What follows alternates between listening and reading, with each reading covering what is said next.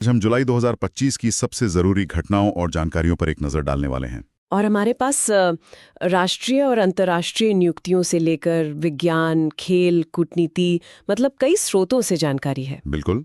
और हमारा मकसद सिर्फ इन खबरों को एक एक करके पढ़ना नहीं है, बल्कि इनके बीच के कनेक्शंस को समझना है और ये जानना है कि जुलाई महीने की बड़ी तस्वीर आखिर कहती क्या है। तो चलिए इसका विश्लेषण करते हैं। शुरुआत करते हैं कुछ बड़ी और महत्वपूर्ण नियुक्तियों से।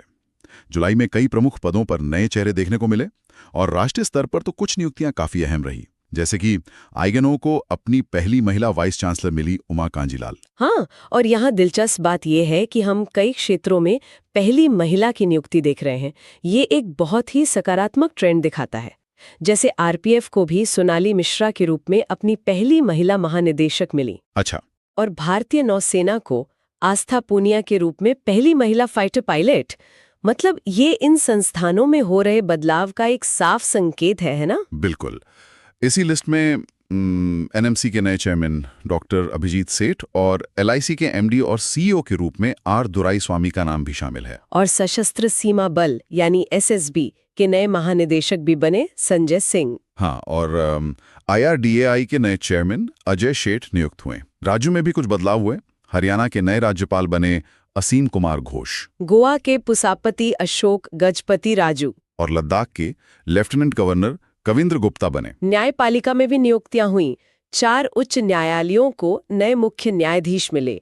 मध्य प्रदेश में जस्टिस संजीव सचदेवा, पटना में विपुल मनुभाई पंचोली, कर्नाटक में विभू बाखरू और झारखंड में तरलोक सिंह चौहान। ये सभी काफी महत्वपूर्ण नियुक्तियां थीं। अब अंतर्राष्ट्रीय स्तर पर देखें तो क्रिकेट की दुनिया में आईसीसी के नए सीईओ बने संजोग गुप्ता, जो कि भारत से हैं। और राजनीति में सूरीनाम को जेनिफर साइमन के रूप में अपनी पहली महिला राष्ट्रपति मिली। अच्छा। वहीं यूक्रेन में यूलिया स्विरिदेनको और म्यांमार में उनाओ शोक नए प्रधानमंत्री बने। ये नियुक्तियां इन देशों की मौजूदा भू राजनीतिक स्थिति के लिए बहुत महत्वपूर्ण है। चलिए अब राष्ट्रीय स्तर पर एक बहुत बड़ी खबर की ओर बढ़ते हैं। वो थी उपराष्ट्रपति जगदीप धनखड़ का इस्तीफा। उन्होंने स्वास्थ्य कारणों का हवाला दिया था। हाँ। संवैधानिक रूप से ये अनुच्छेद 67 के तहत हुआ। उनके इस्तीफे के बाद हरिवंश नारायण सिंह राज्यसभा के कार्यकारी चेयरमैन बने हैं। एक और गौरव का क्षण था जब भारत की 44वीं यूनेस्को विश्व धरोहर स्थल की घोषणा हुई। हाँ, मराठा मिलिट्री लैंडस्केप। ये बहुत बड़ी खबर थी। बिल्कुल। इसमें महाराष्ट्र और तमिलनाडु के किले शामिल हैं। सुरक्षा के मोर्चे पर भी 2 बड़े अभियान चर्चा में रहे। एक था ऑपरेशन शिवा, हाँ, अमरनाथ यात्रा की सुरक्षा के लिए, और दूसरा ऑपरेशन महादेव, जो जम्मू कश्मीर में आतंकवाद विरोधी अभियान के लिए था। विकास और बुनियादी ढांचे की बात करें तो एक सर्वे में प्रधानमंत्री नरेंद्र मोदी को 75% की अप्रूवल रेटिंग के साथ सबसे लोकप्रिय नेता बताया गया। और यहाँ भारत के नाम कुछ और पहले काम दर्ज हुए। जैसे Bharat traditional knowledge digital library मतलब TKDL लॉन्च करने वाला दुनिया का पहला देश बन गया। हाँ, ये बहुत ही इनोवेटिव कदम है। और देश की पहली सहकारी यूनिवर्सिटी कोऑपरेटिव यूनिवर्सिटी वो गुजरात के आणंद में स्थापित हुई। दिल्ली मुंबई एक्सप्रेसवे पर भारत का सबसे लंबा एनिमल ओवरपास कॉरिडोर बनाया गया। और कर्नाटक में सिंदूर केबल ब्रिज का भी उद्घाटन हुआ। अब आते हैं कूटनीति और भू राजनीति पर। प्रधानमंत्री मोदी की यात्राएं जुलाई में काफी सुर्खियों में रहीं। बिल्कुल। उन्होंने यूके के साथ एक मुक्त व्यापार समझौते यानी FTA पर हस्ताक्षर किए। और मालदीव के 60वें स्वतंत्रता दिवस पर वे मुख्य अतिथि थे। हाँ, इसके अलावा उन्होंने 5 और देशों का दौरा किया। घाना, ट्रिनिदाद और टोबैगो, अर्जेंटीना, ब्राजील और नामीबिया। अंतर्राष्ट्रीय संबंधों में एक और अहम घटना हुई। अमेरिका ने इजराइल विरोधी पूर्वाग्रह का आरोप लगाते हुए तीसरी बार यूनेस्को से हटने का फैसला किया। तीसरी बार? हाँ, ये वैश्विक संगठनों के भीतर चल रहे तनाव को दिखाता है। भू राजनीति और रक्षा से जुड़ी कुछ और खबरें भी थीं। जैसे भारतीय सेना को अमेरिका से अपाचे हेलीकॉप्टर मिले। हाँ। और थाईलैंड और कंबोडिया के बीच एक युद्ध विराम समझौता भी हुआ। न्यू डेवलपमेंट बैंक यानी NDB में 2 नए सदस्य जुड़े, कोलंबिया और उज्बेकिस्तान।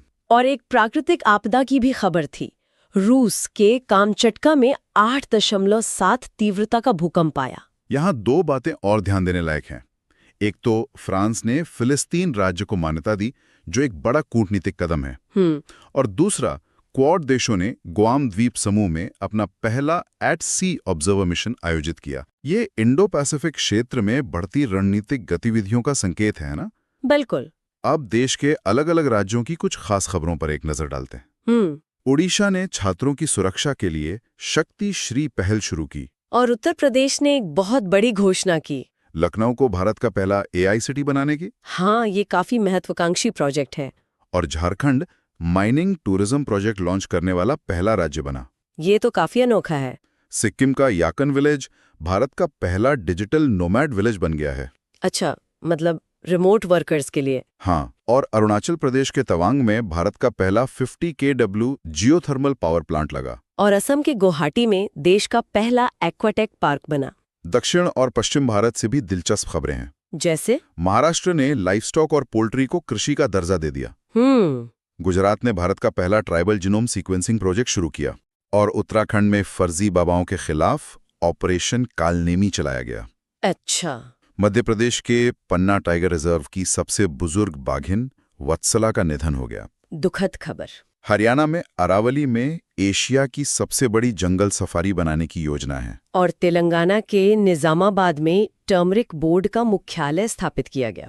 अब बात करते हैं कुछ बड़े वैश्विक सम्मेलनों और सरकारी योजनाओं की।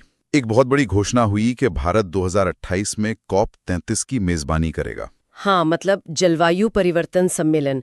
ये बहुत बड़ी जिम्मेदारी है और जलवायु परिवर्तन से निपटने में भारत की भूमिका को ये और मजबूत करेगी। बिल्कुल। इसके अलावा 2025 में 17वां ब्रिक्स समिट ब्राजील के रियो डी जेनेरियो में होगा, जिसकी theme strengthening global south cooperation है। हाँ, और रामसर COP15 जिम्बाब्वे के विक्टोरिया फॉल्स में आयोजित होगा। सरकारी योजनाओं की बात करें तो असम में CM फ्लाइट स्कीम और गज मित्र स्कीम शुरू हुई। पंजाब में मुख्यमंत्री सेहत योजना, मध्य प्रदेश में वृंदावन ग्राम योजना और आंध्र में डिजी लक्ष्मी योजना।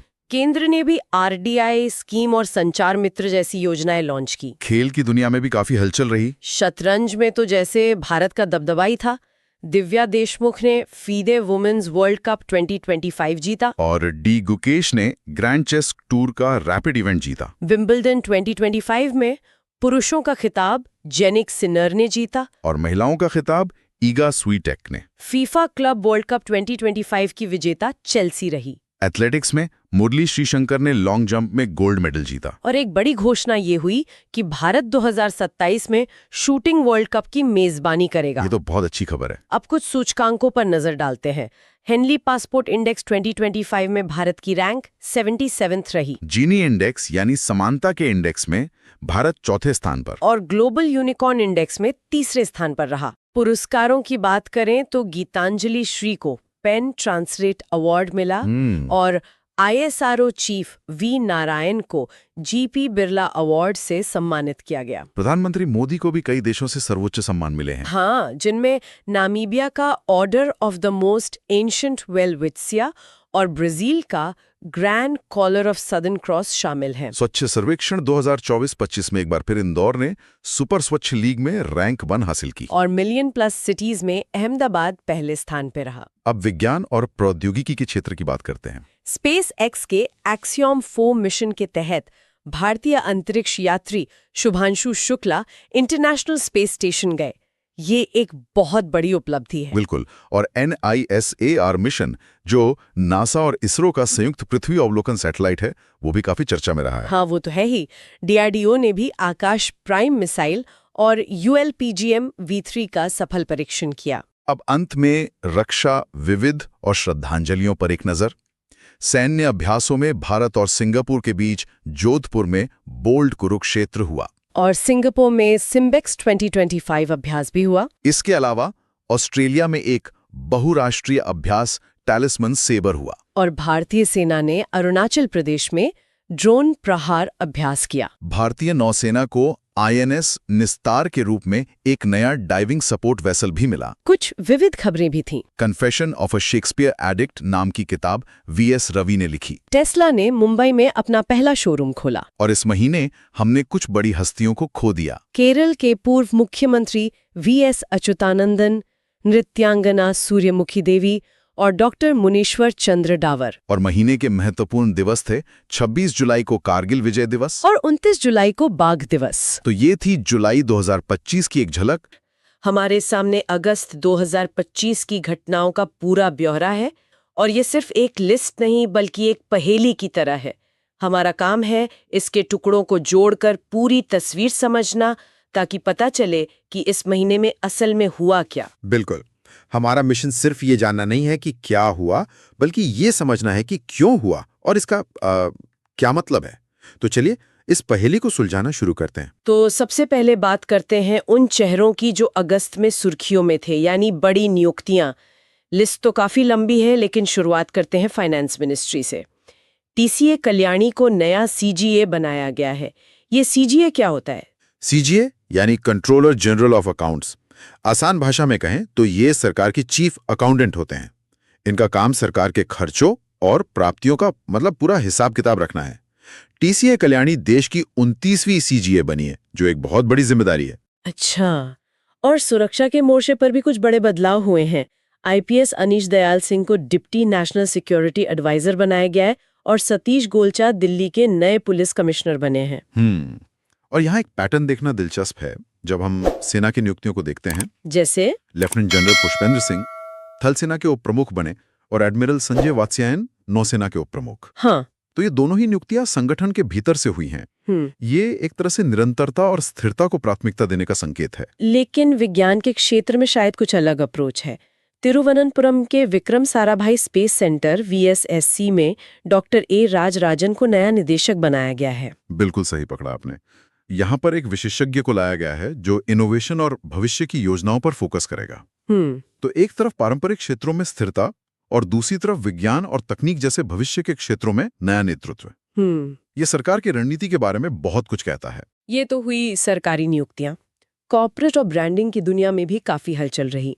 टाटा सन्स के बोर्ड में नोएल एन टाटा शामिल हुए और ग्लैमर की दुनिया से राजस्थान की Manika Vishwakarma miss universe India 2025 बनी है। और इसके साथ ही खेल प्रशासन में भी एक अहम नियुक्ति हुई। अजय सिंह को boxing federation of India BFI का अध्यक्ष फिर से चुना गया है। यह आने वाले ओलंपिक के लिए भारतीय मुक्केबाजी की दिशा तय करेगा। ब्रांड एम्बेसडर की लिस्ट भी काफी मजेदार है।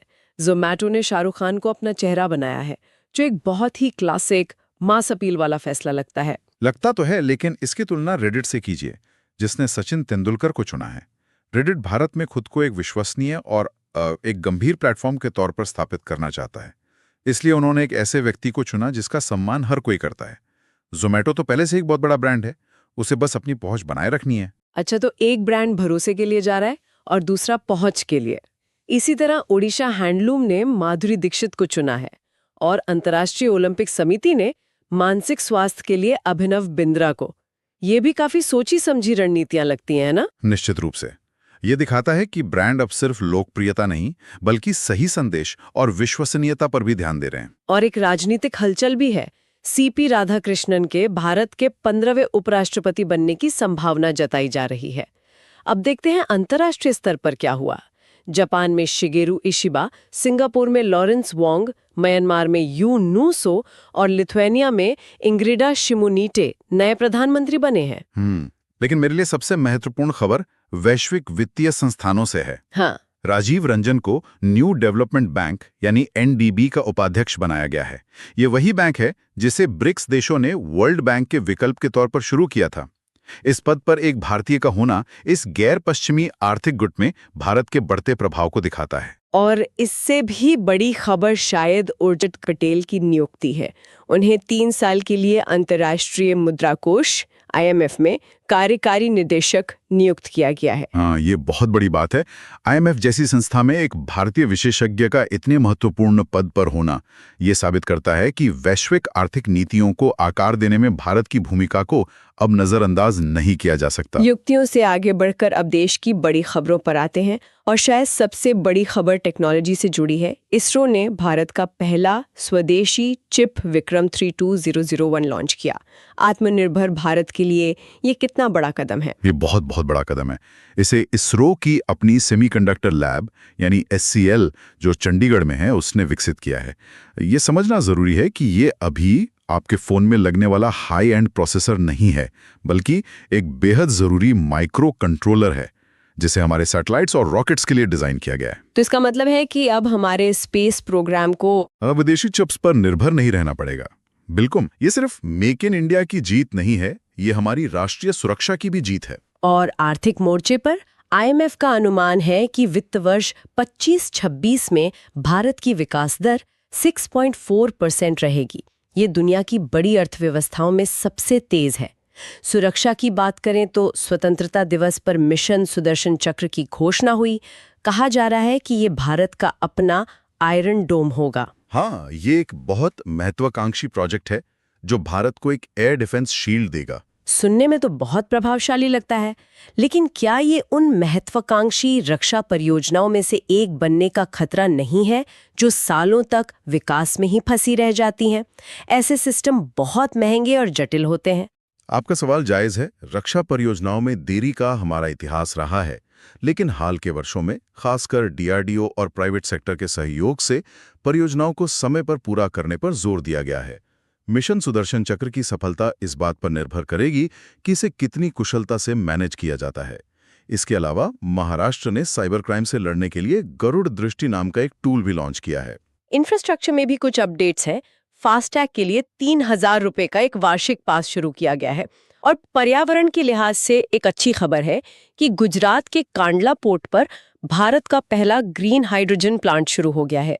और एक और मील का पत्थर, भारत अब दुनिया का 5वां सबसे बड़ा एविएशन मार्केट बन गया है। देखिए, विक्रम चिप का बनना और दुनिया का 5वां सबसे बड़ा एविएशन मार्केट बनना, ये दोनों खबरें एक ही कहानी कहती हैं। भारत अब सिर्फ एक बड़ा बाजार नहीं है, बल्कि एक निर्माता और एक ग्लोबल कनेक्टर भी बन रहा है। अब अंतर्राष्ट्रीय मंच पर चलते हैं। भारत जापान का 15वां शिखर सम्मेलन हुआ और इसमें एक बहुत ही रोमांचक खबर आई। इसरो और जाक्सा यानी जापान की स्पेस एजेंसी मिलकर चंद्रयान 5 पर काम करेंगे। ये स्पेस डिप्लोमेसी का एक बेहतरीन उदाहरण है। लूपेक्स नाम का ये मिशन चांद के दक्षिणी ध्रुव पर पानी और संसाधनों की खोज को आगे बढ़ाएगा। वहीं दूसरी तरफ चीन के विदेश मंत्री वांग यी ने भी भारत का दौरा किया, जो दोनों देशों के बीच तनाव को देखते हुए एक महत्वपूर्ण घटना थी। लेकिन एक खबर ऐसी है जो वाकई में परेशान करने वाली है। प्रशांत महासागर के एक छोटे से देश तुवालू ने अपनी पूरी आबादी को ऑस्ट्रेलिया में शिफ्ट करने के लिए एक नियोजित प्रवासन कार्यक्रम शुरू किया है। वजह है जलवायु परिवर्तन। ये खबर दिल दहला देने वाली है। ये शायद इतिहास में पहली बार हो रहा है कि एक देश को जलवायु परिवर्तन के कारण अपनी जमीन छोड़कर अपना अस्तित्व बचाने की योजना बनानी पड़ रही है। ये हमें बताता है कि क्लाइमेट चेंज अब सिर्फ पर्यावरण का मुद्दा नहीं रहा, ये एक मानवीय संकट और राष्ट्रीय सुरक्षा का मुद्दा बन चुका है। इसका असर आने वाले समय में वैश्विक कूटनीति पर बहुत गहरा पड़ेगा। दुनिया में जहां एक तरफ तुवालू जैसा संकट है, वहीं नागोर्नो काराबाख में अजरबैजान और आर्मेनिया के बीच शांति समझौते की एक अच्छी खबर भी है। लेकिन अमेरिका से व्यापार के मोर्चे पर एक झटका लगा, जहां भारतीय निर्यातों पर 50% टैरिफ लगाया गया। और पड़ोस में भूटान में टाटा पावर के सहयोग से दुर्जिलुंग हाइड्रो प्रोजेक्ट शुरू हुआ है। ये भारत भूटान के मजबूत ऊर्जा संबंधों को दिखाता है। एक तरफ वैश्विक तनाव है तो दूसरी तरफ क्षेत्रीय सहयोग भी मजबूत हो रहा है। चलिए अब देश के अलग अलग राज्यों की दिलचस्प हबों पर नजर डालते हैं। महाराष्ट्र के मुंबई में मौली नाम से देश का पहला ऐसा क्लीन स्ट्रीट फूड हब शुरू हुआ है, जिसे पूरी तरह से महिलाएं चलाती हैं। महिला सशक्तिकरण का ये एक शानदार मॉडल है। और गुजरात से भी ऑटोमोबाइल सेक्टर के लिए बड़ी खबर है। प्रधानमंत्री ने मारुति सुजुकी की पहली made in India electric car e Vitara को हरी झंडी दिखाई। ये भारत के ईवी इकोसिस्टम के लिए एक मील का पत्थर है। ये देखना दिलचस्प है कि कैसे हम एक तरफ राजस्थान के थार रेगिस्तान में राटादिया नाम की एक नई सिंधु घाटी सभ्यता की साइट खोज रहे हैं और दूसरी तरफ दिल्ली विधानसभा को पूरी तरह से डिजिटल और सौर ऊर्जा से चलने वाला बना रहे हैं। बिल्कुल, ये विरासत और आधुनिकता का संतुलन ही भारत की असली कहानी है। इसी कड़ी में मध्य प्रदेश के जबलपुर में पहले हिंदी माध्यम के MBBS कॉलेज का उद्घाटन हुआ है, जो शिक्षा को और ज्यादा सुलभ बनाने की कोशिश है। वहीं उत्तराखंड के उत्तरकाशी में बादल फटने की एक दुखद घटना भी हुई। विरासत और आधुनिकता के इसी संतुलन की बात को आगे बढ़ाते हुए कुछ और राज्यों की योजनाओं को देखते हैं। केरल भारत का पहला 100% डिजिटल साक्षर राज्य बन गया है। ये एक बहुत बड़ी उपलब्धि है। डिजिटल इंडिया का सपना तब तक पूरा नहीं हो सकता जब तक हर नागरिक डिजिटल रूप से साक्षर ना हो।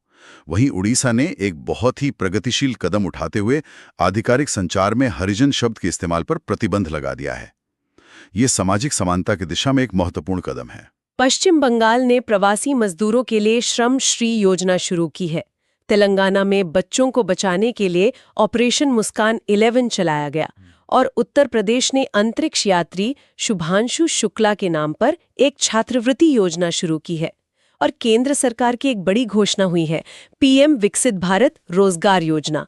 इसका लक्ष्य 2 साल में 3.5 करोड़ नौकरियां पैदा करना है। ये सभी योजनाएं जमीनी स्तर पर बदलाव लाने की कोशिशें हैं, चाहे वो सामाजिक सम्मान हो, श्रमिकों की सुरक्षा हो या रोजगार पैदा करना हो। अगस्त का महीना कई बड़े सम्मेलनों और सैन्य अभ्यासों का भी गवाह बना।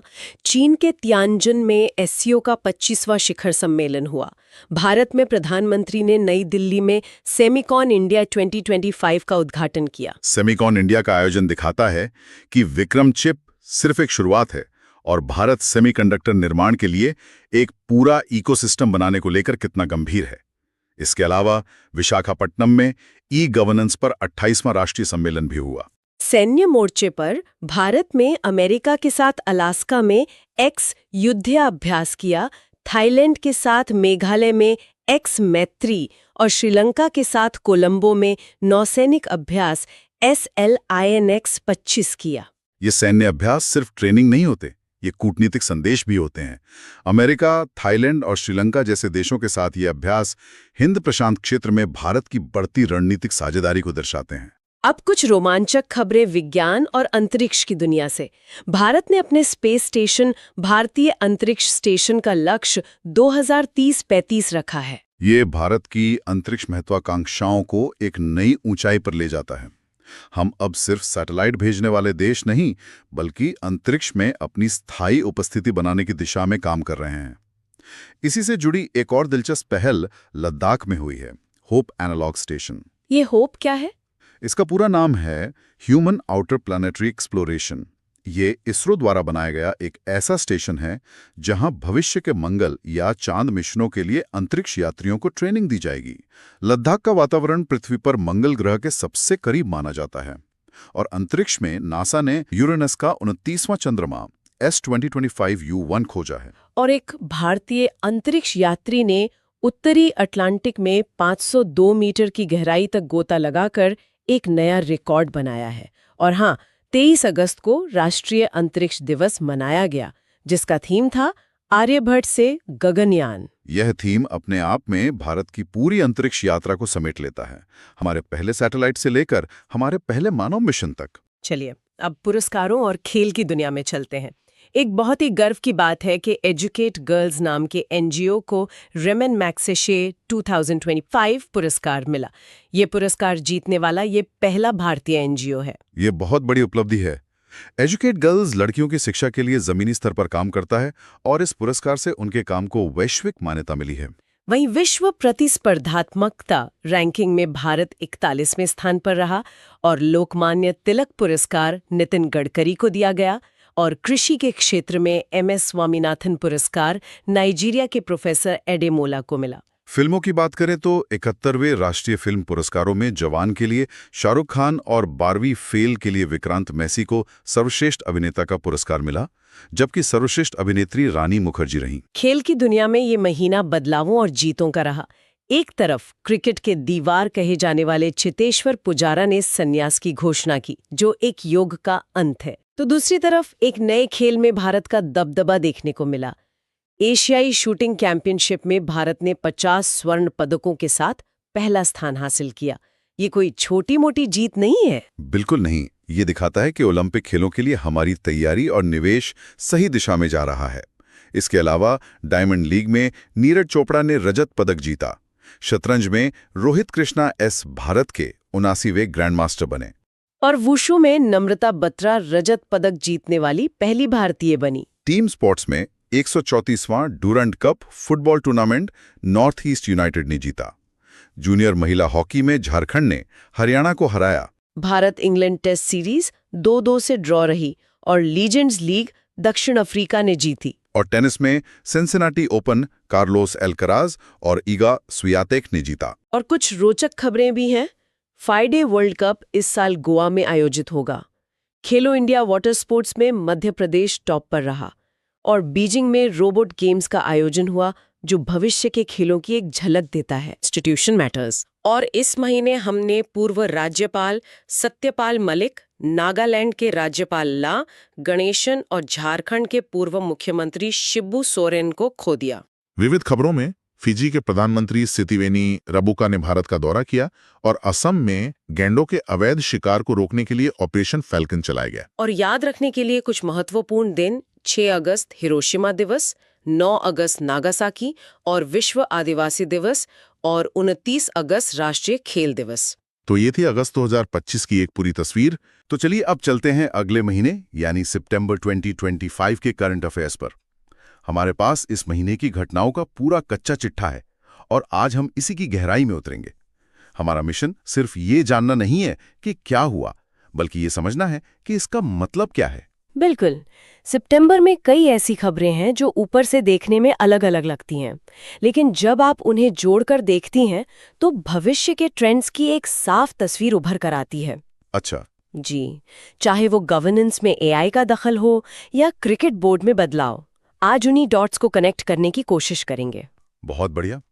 तो शुरुआत करते हैं नियुक्तियों से, जहां इस महीने काफी हलचल रही। सबसे पहले RBI में एक बड़ा बदलाव हुआ है। शिरीष चंद्र मुर्मू को नया डिप्टी गवर्नर बनाया गया है। हाँ, M राजेश्वर राव की जगह पर। और रेलवे में सतीश कुमार को रेलवे बोर्ड के चेयरमैन के तौर पर रीअपॉइंट किया गया है। और इन दोनों नियुक्तियों में ही एक दिलचस्प पैटर्न है, एक तरफ बदलाव, दूसरी तरफ निरंतरता।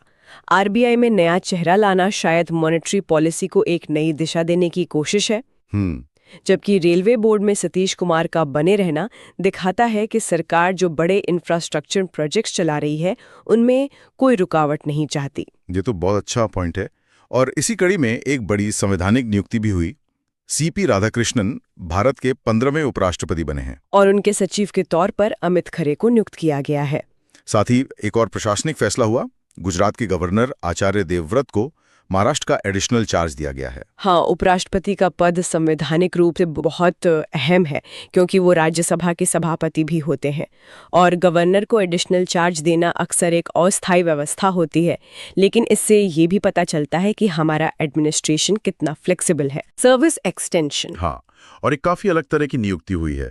एक्ट्रेस कृति सैनन को UNFPA ने लैंगिक समानता के लिए अपना एम्बेसडर बनाया है। CDS का सेवा विस्तार इस वक्त बहुत मायने रखता है, खासतौर पे थिएटर कमांड्स के इंटीग्रेशन के लिए।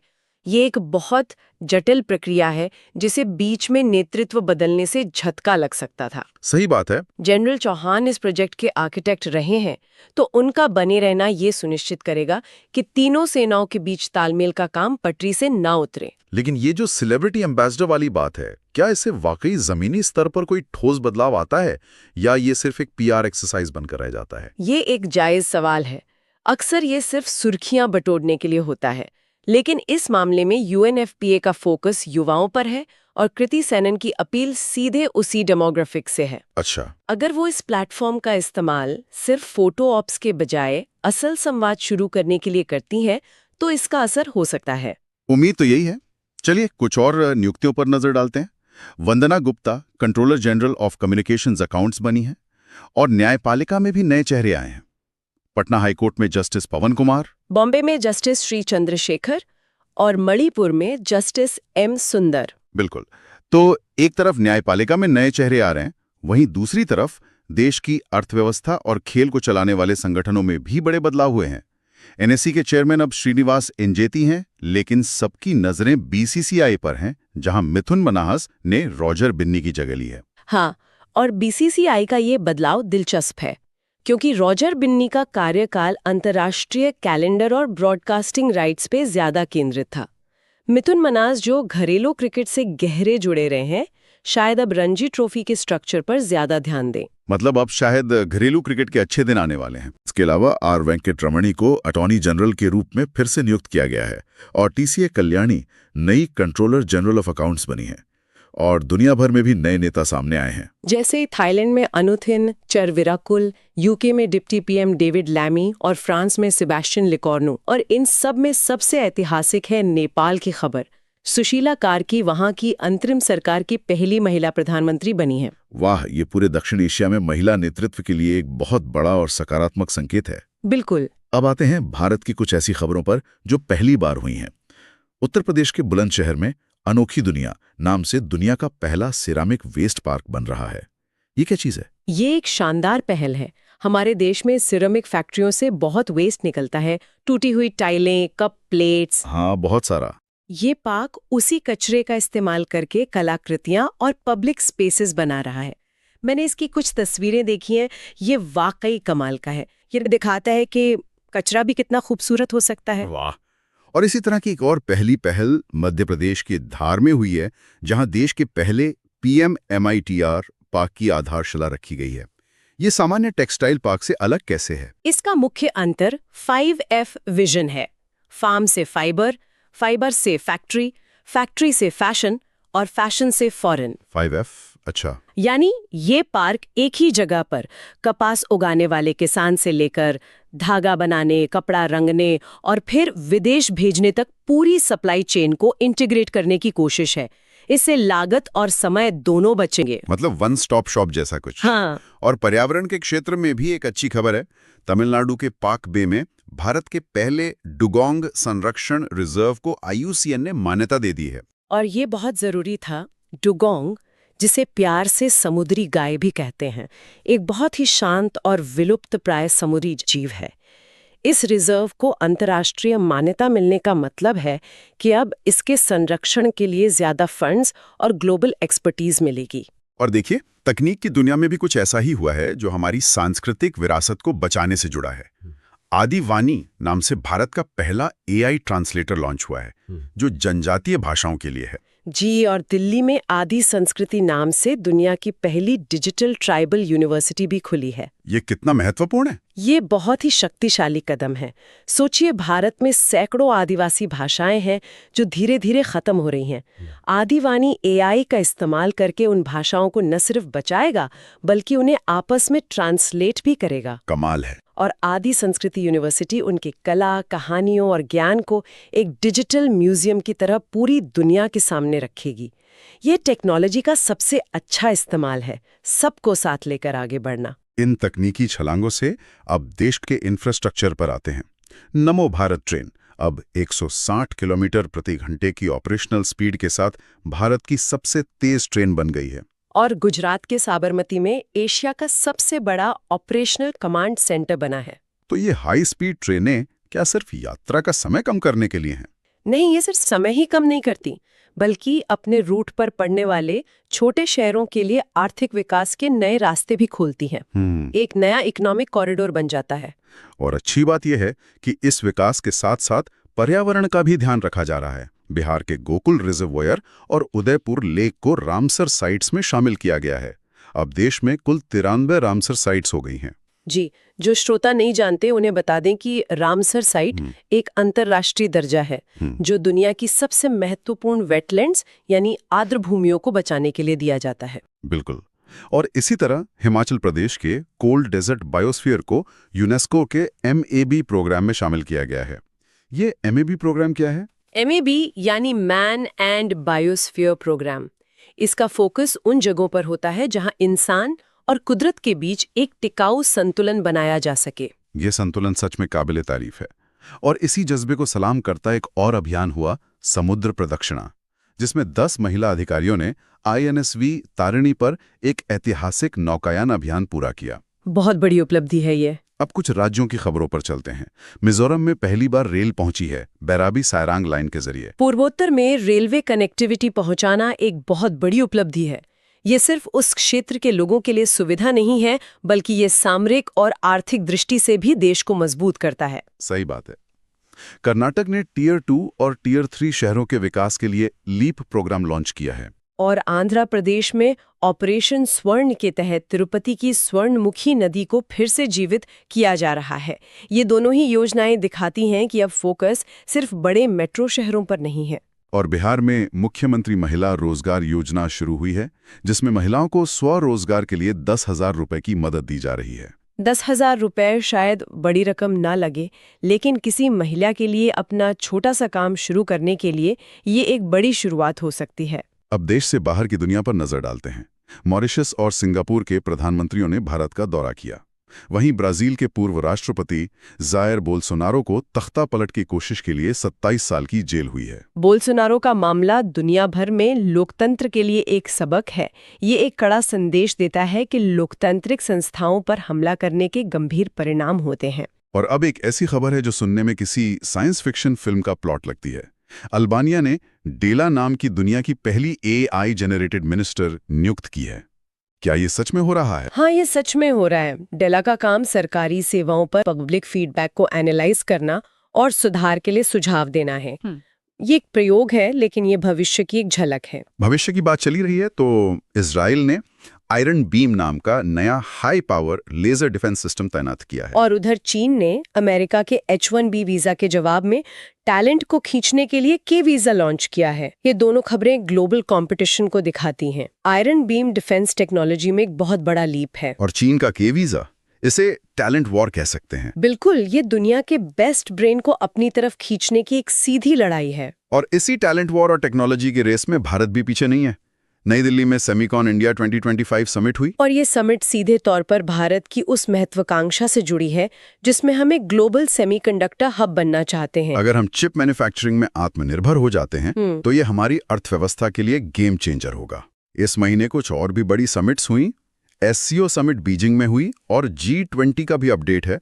2025 की बैठक दक्षिण अफ्रीका में होगी, जिसमें डोनाल्ड ट्रंप ने आने से मना कर दिया है। G20 जैसे मंचों पर नेताओं की उपस्थिति या अनुपस्थिति, ये सब वैश्विक राजनीति के बदलते समीकरणों को दर्शाती है। बिल्कुल।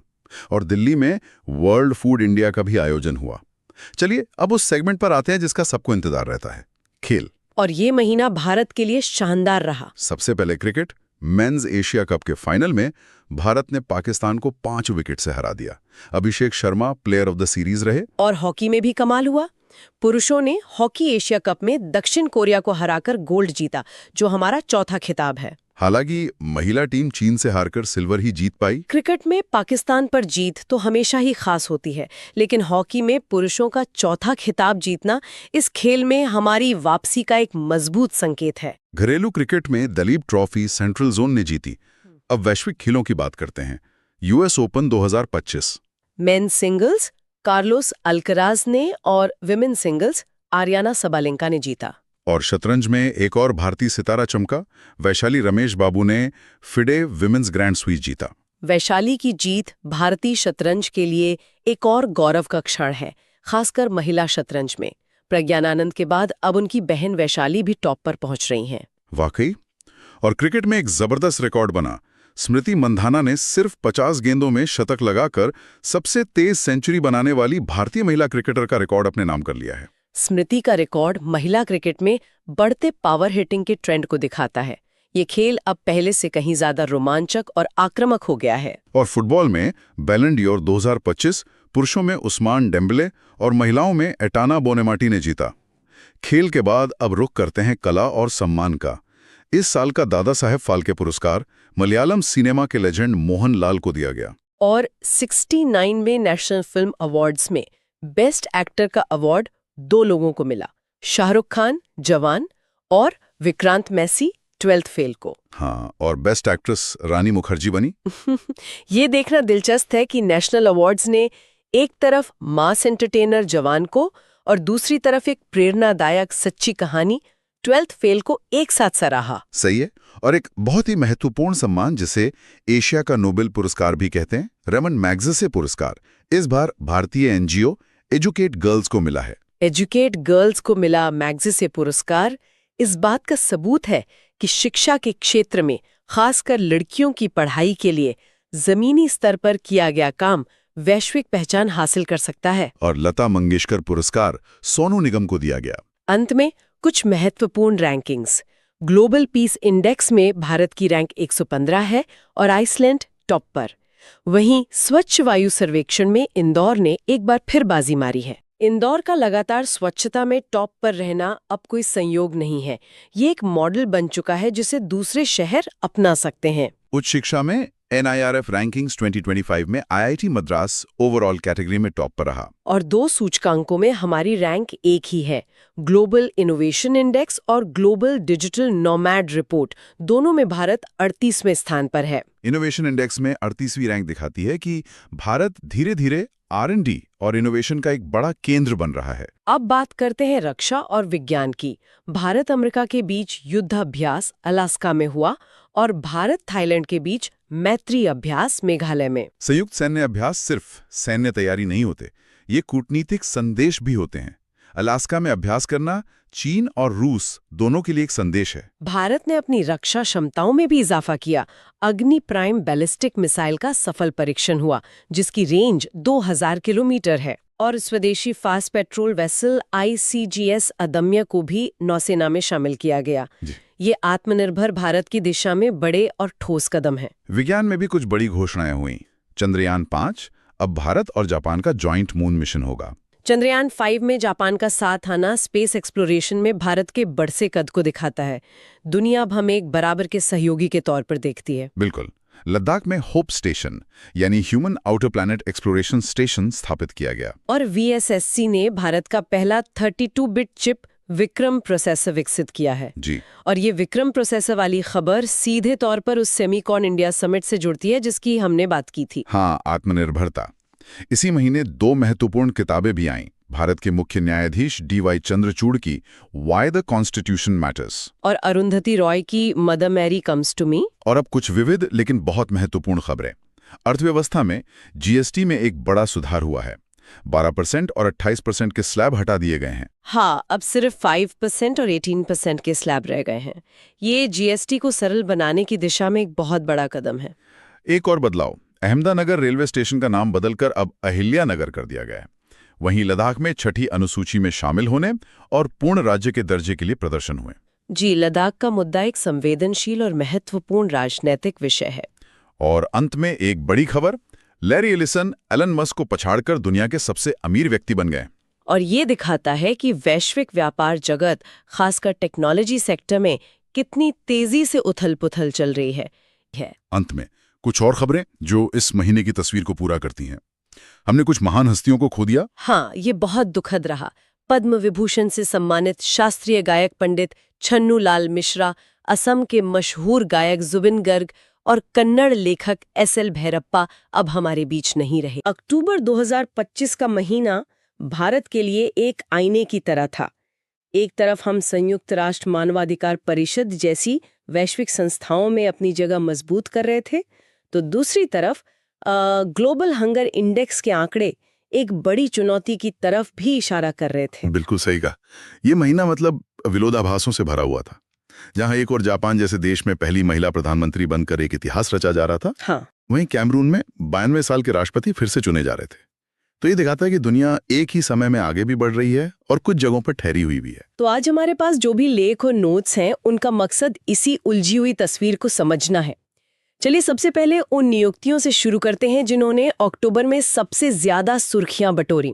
और शुरुआत एक ऐसे नाम से जो शायद राजनीति या अर्थव्यवस्था से नहीं बल्कि सीधे समाज से जुड़ा है, दीपिका पादुकोण। उन्हें भारत की पहली मेंटल हेल्थ एम्बेसडर बनाया गया है। आपको लगता है कि एक सेलिब्रिटी का चेहरा बनने से मानसिक स्वास्थ्य जैसे गंभीर मुद्दे पर वाकई कोई फर्क पड़ेगा? देखिए, ये एक दोधारी तलवार है। एक तरफ दीपिका पादुकोण का नाम जोड़ने से इस विषय पर बातचीत का दरवाजा खुलता है, जो हमारे समाज में टैबू तोड़ने के लिए बहुत जरूरी है। वो खुद इस सफर से गुजरी हैं, तो उनकी बात में एक वजन है। सही बात है। लेकिन असली चुनौती ये होगी कि ये सिर्फ एक फोटोशूट या सोशल मीडिया कैंपेन बनकर ना रह जाए। मतलब जमीनी स्तर पर काम होना चाहिए। बिल्कुल। इसका असर छोटे शहरों और गांवों तक पहुंचना चाहिए, जहां असल मदद की सबसे ज्यादा जरूरत है। एक और बहुत महत्वपूर्ण नियुक्ति हुई है न्यायपालिका में। जस्टिस सूर्यकांत भारत के 53वें मुख्य न्यायाधीश बने हैं। ये कितना अहम है? ये बहुत अहम है, खासकर न्यायपालिका की निरंतरता के लिए। वो जस्टिस BR गवई की जगह लेंगे और उनका कार्यकाल फरवरी 2027 तक रहेगा। अच्छा, तो कार्यकाल लंबा है। हाँ, और जब चीफ जस्टिस का कार्यकाल लंबा होता है तो वो न्यायिक सुधारों और जो लंबित मामले हैं उन्हें निपटाने के लिए एक लॉन्ग टर्म विजन के साथ काम कर सकते हैं। ओके। तो एक तरह से ये अपॉइंटमेंट जुडिशरी में स्टेबिलिटी के लिए जरूरी है। अच्छा, और आर्थिक मोर्चे पर भी एक बड़ी नियुक्ति हुई है। श्रीश चंद्र मुर्मू को आरबीआई का नया डिप्टी गवर्नर बनाया गया है और साथ ही उद्योग जगत में निर्मल कुमार मिड्डा एसोचैम के और अनंत गोयनका फिक्की के अध्यक्ष बने। ये सब एक साथ क्या इशारा कर रहा है? ये नियुक्तियां ऐसे समय में हुई हैं जब भारतीय अर्थव्यवस्था एक मजबूत ग्रोथ रेट बनाए रखने की कोशिश कर रही है। आरबीआई में एक अनुभवी डिप्टी गवर्नर का आना मॉनेटरी पॉलिसी की स्थिरता के लिए अच्छा है। और एसोचैम और फिक्की में नए नेतृत्व का मतलब है कि सरकार और इंडस्ट्री के बीच पॉलिसी को लेकर एक नया डायलॉग शुरू होगा। ये सभी पद मिलकर देश की आर्थिक दिशा तय करने में बड़ी भूमिका निभाते हैं। और हाँ, एक और नियुक्ति जिसने मुझे सच में थोड़ा चौंकाया, वो थी ग्रुप कैप्टन शुभांशु शुक्ला की। उन्हें विकसित भारत बिल्डथॉन 2025 का ब्रांड एम्बेसडर बनाया गया है।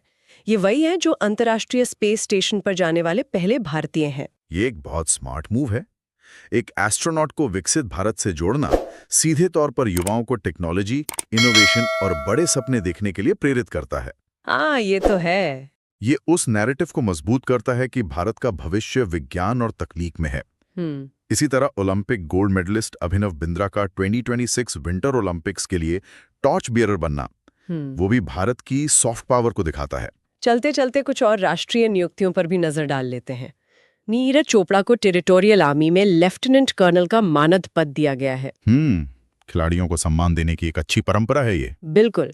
और गुजरात में हर्ष सांघवी नए डिप्टी सीएम बने हैं। और हाँ, शेरी सिंह ने फिलीपींस में भारत का पहला मिसेस यूनिवर्स का खिताब जीता है। बिल्कुल।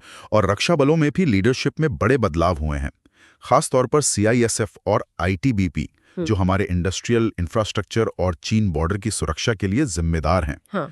उन्हें प्रवीर रंजन और प्रवीण कुमार के रूप में नए प्रमुख मिले हैं। साथ ही लेफ्टिनेंट जनरल वीरेंद्र वत्स एनसीसी के नए डीजी बने हैं। ये नियुक्तियां ऐसे समय में हुई हैं जब देश की आंतरिक और बाहरी सुरक्षा दोनों पर फोकस बढ़ा है। अच्छा, अब जरा दुनिया की तरफ देखते हैं। जापान में सेने तकाची देश की पहली महिला प्रधानमंत्री बनी है। ये तो वाकई में ऐतिहासिक है। जापान जैसे पारंपरिक समाज में एक महिला का टॉप पॉलिटिकल पोस्ट पर पहुंचना बहुत बड़ा बदलाव है। बहुत बड़ा बदलाव है। जापान लंबे समय से अपनी राजनीति में लैंगिक असमानता से जूझ रहा है।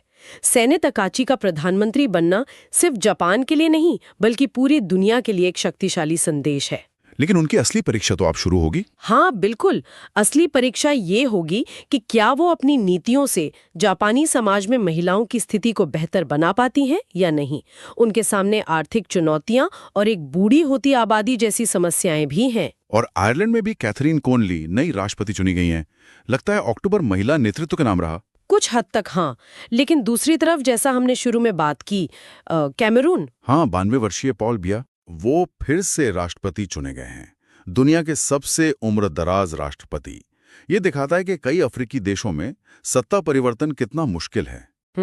इसी तरह मेडागास्कर में विरोध प्रदर्शनों के बाद मिलिट्री जनरल रूपेन का प्रधानमंत्री बनना, वो भी उस क्षेत्र में राजनीतिक अस्थिरता को ही दर्शाता है। मतलब एक ही महीने में लोकतंत्र की कितनी अलग अलग तस्वीरें देखने को मिली। इसी बीच कुछ और अंतर्राष्ट्रीय नियुक्तियां भी हुईं, जैसे फ्रांस में सेबेस्टियन लेकॉर्नु दोबारा प्रधानमंत्री बने। हाँ, और मिस्र के खलेद अल अनी यूनेस्को के नए डीजी बने।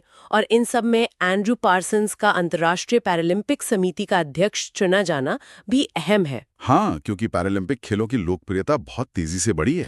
बहुत तेजी से। और ये नियुक्ति उस ग्रोथ को और आगे ले जाएगी।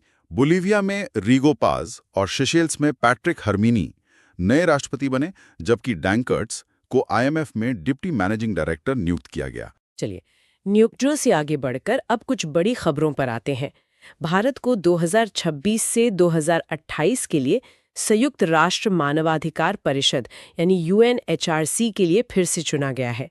ये 7वीं बार है। आम भाषा में इसका क्या मतलब है? इसका मतलब है कि दुनिया के ज्यादातर देश भारत को एक जिम्मेदार लोकतंत्र के रूप में देखते हैं, एक ऐसा देश जो मानवाधिकारों के मुद्दों पर एक महत्वपूर्ण आवाज रख सकता है। अच्छा। UNHRC संयुक्त राष्ट्र की वो संस्था है जो दुनिया भर में मानवाधिकारों की निगरानी करती है। यहाँ होना भारत को वैश्विक मंच पर अपनी बात रखने और दक्षिण एशिया के हितों का प्रतिनिधित्व करने का एक बड़ा प्लेटफॉर्म देता है। लेकिन इसके साथ एक जिम्मेदारी भी आती होगी। बिल्कुल, जिम्मेदारी ये आती है कि देश के अंदर भी मानवाधिकारों के रिकॉर्ड को बेहतर बनाए रखा जाए। और भारत को अंतर्राष्ट्रीय नागरिक उड्डयन संगठन ICAO उसकी परिषद के लिए भी फिर से चुना गया है, यानी एविएशन सेक्टर में भी भारत की धाक है। बिल्कुल, आईसीओ दुनिया भर में हवाई यात्रा के नियम और सुरक्षा मानक तय करता है। इसकी परिषद में होना भारत को इन नियमों को बनाने की प्रक्रिया में सीधे तौर पर शामिल करता है, जो भारत के तेजी से बढ़ते एविएशन मार्केट के लिए बहुत फायदेमंद है। एक और बहुत ही दिलचस्प घटना हुई इस महीने। प्रधानमंत्री मोदी ने आरएसएस के 100 साल पूरे होने पर एक डाक टिकट और सिक्का जारी किया। और ये कहा जा रहा है कि ये पहली बार है जब किसी भारतीय सिक्के पर भारत माता की छवि अंकित की गई है। ये एक बहुत ही प्रतीकात्मक मतलब सिंबॉलिक घटना है। हाँ किसी संगठन के 100 साल पूरे होना अपने आप में एक मील का पत्थर है। हाँ, वो तो है। और सरकार द्वारा इसे इस तरह सम्मानित करना उस संगठन की राष्ट्रीय राजनीति में अहमियत को दिखाता है। सिक्के पर भारत माता की छवि का इस्तेमाल कह सकते हैं कि राष्ट्रवाद की एक खास परिभाषा को मुख्य धारा में लाने का भी एक संकेत है, जिस पर शायद भविष्य में और बहस हो सकती है। हो सकती है, बिल्कुल। ये तो हुई राष्ट्रीय पहचान की बात, लेकिन एक खबर ऐसी है जो सीधे सीधे जमीनी विकास से जुड़ी है। केरल को अत्यधिक गरीबी से पूरी तरह मुक्त भारत का पहला राज्य घोषित किया गया है। ये एक बहुत बड़ी खबर है, लेकिन सवाल यह है कि ये हुआ कैसे? बिल्कुल, ये रातों रात नहीं हुआ। इसके पीछे केरल का दशकों पुराना मॉडल है। इसमें 2 चीजें सबसे खास हैं। पहला, कुदुमश्री जैसा महिला केंद्रित नेटवर्क, सुना है इसके बारे में, जिसने लाखों महिलाओं को आर्थिक रूप से आत्मनिर्भर बनाया। और दूसरा, एक मजबूत पब्लिक डिस्ट्रीब्यूशन सिस्टम, जिसने सुनिश्चित किया कि किसी को भूखा न सोना पड़े। अच्छा, ये मॉडल दिखाता है कि सिर्फ सरकारी मदद नहीं, बल्कि जमीनी स्तर पर सामुदायिक भागीदारी। हाँ बिल्कुल, सामुदायिक भागीदारी गरीबी मिटाने के लिए कितनी जरूरी है, ये दूसरे राज्यों के लिए केस स्टडी बन सकता है। वाह, ये तो सच में एक बड़ी उपलब्धि है। अब अगर हम अपने पड़ोस में देखें तो भारत भूटान के बीच पहले क्रॉस बॉर्डर रेल लिंक के लिए समझौता हुआ है। आसान करेगा। और भूटान के लिए तो ये रणनीतिक रूप से भी बहुत महत्वपूर्ण होगा। बहुत महत्वपूर्ण, क्योंकि वो 2 बड़ी शक्तियों भारत और चीन के बीच स्थित है। तो भारत के साथ मजबूत कनेक्टिविटी उनके लिए जरूरी है। और दक्षिण पूर्व एशिया में भी एक बड़ा डेवलपमेंट हुआ है। आसियान का विस्तार हुआ है। तिमोर लेस्ते इसका 11वां सदस्य बन गया है। हाँ, यह फैसला मलेशिया में हुए 47वें आसियान शिखर सम्मेलन में लिया गया। आसियान दक्षिण पूर्व एशियाई देशों का एक बहुत प्रभावशाली संगठन है। तिमोर लेस्ते, जो एक छोटा और अपेक्षाकृत नया देश है, उसका इस समूह में शामिल होना उसे आर्थिक और राजनीतिक स्थिरता देगा। और आसियान के लिए? आसियान के लिए यह इंडो पैसिफिक क्षेत्र में अपनी पकड़ को और मजबूत करने जैसा है। इस महीने कूटनीतिक हलचल भी काफी रही। मंगोलिया के राष्ट्रपति, अफगानिस्तान के विदेश मंत्री और श्रीलंका की नई प्रधानमंत्री सब भारत दौरे पर थे। इन यात्राओं से पता चलता है कि भारत की विदेश नीति कितनी बहुआयामी है। एक तरफ मंगोलिया के साथ तीसरे पड़ोसी के तौर पर रिश्ते मजबूत किए जा रहे हैं, तो दूसरी तरफ अफगानिस्तान के तालिबान शासन के साथ भी बातचीत का चैनल खुला रखा गया है। और श्रीलंका की नए प्रधानमंत्री का आना दिखाता है कि पड़ोस में किसी भी राजनीतिक बदलाव के बाद भारत के साथ संबंध बनाए रखना पहली प्राथमिकता होती है। अच्छा, अब राज्यों की कुछ खास पहलों की बात करते हैं। केरल में ही देश की पहली अंडर वाटर टनल बन रही है। हाँ, वापिन को फोर्ट कोची से जोड़ेगी।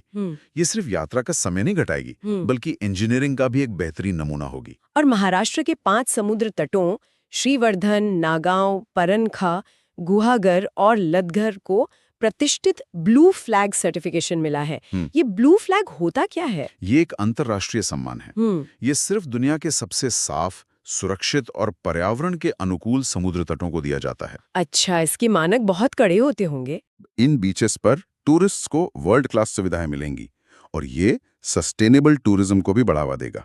गोवा में भी सरकार ने भूमि विवादों को सुलझाने के लिए मांझे घर योजना शुरू की है। ये एक बहुत ही जमीनी मुद्दा है। बिल्कुल, और ये दिखाता है कि गुड गवर्नेंस का मतलब सिर्फ बड़े इंफ्रास्ट्रक्चर प्रोजेक्ट्स नहीं होता। जमीन के मालिकाना हक का विवाद हजारों परिवारों की जिंदगी को प्रभावित करता है। सही बात है। इस तरह की योजना सीधे तौर पर आम आदमी की समस्याओं का समाधान करती है। और ऊंचे पहाड़ों पर लद्दाख में बीआरओ ने एक और रिकॉर्ड बना दिया है। मिगलाद दर्रा 19,400 फीट की ऊंचाई पर दुनिया की सबसे ऊंची मोटरेबल रोड बन गई है। इसने उमलिंगला दर्रे का रिकॉर्ड तोड़ा है, पर यह सिर्फ एक रिकॉर्ड नहीं है, ये रणनीतिक रूप से बहुत महत्वपूर्ण है। एलएसी के पास इतनी ऊंचाई पर सड़क बनाने का मतलब है कि सेना की आवाजाही और सप्लाई बहुत तेजी से हो सकती है।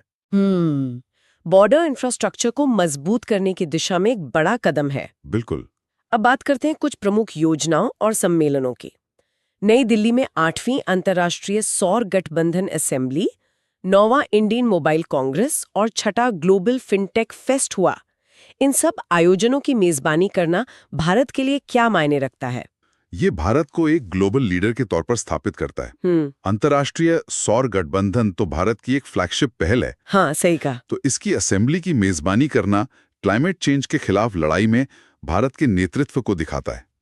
वहीं मोबाइल कांग्रेस और फिनटेक फेस्ट भारत को टेक्नोलॉजी और डिजिटल फाइनेंस के एक बड़े हब के रूप में पेश करते हैं, जो विदेशी निवेश को आकर्षित करने के लिए जरूरी है। एग्जैक्टली। और सरकार ने एक बड़ी योजना शुरू की है, पीएम सेतु।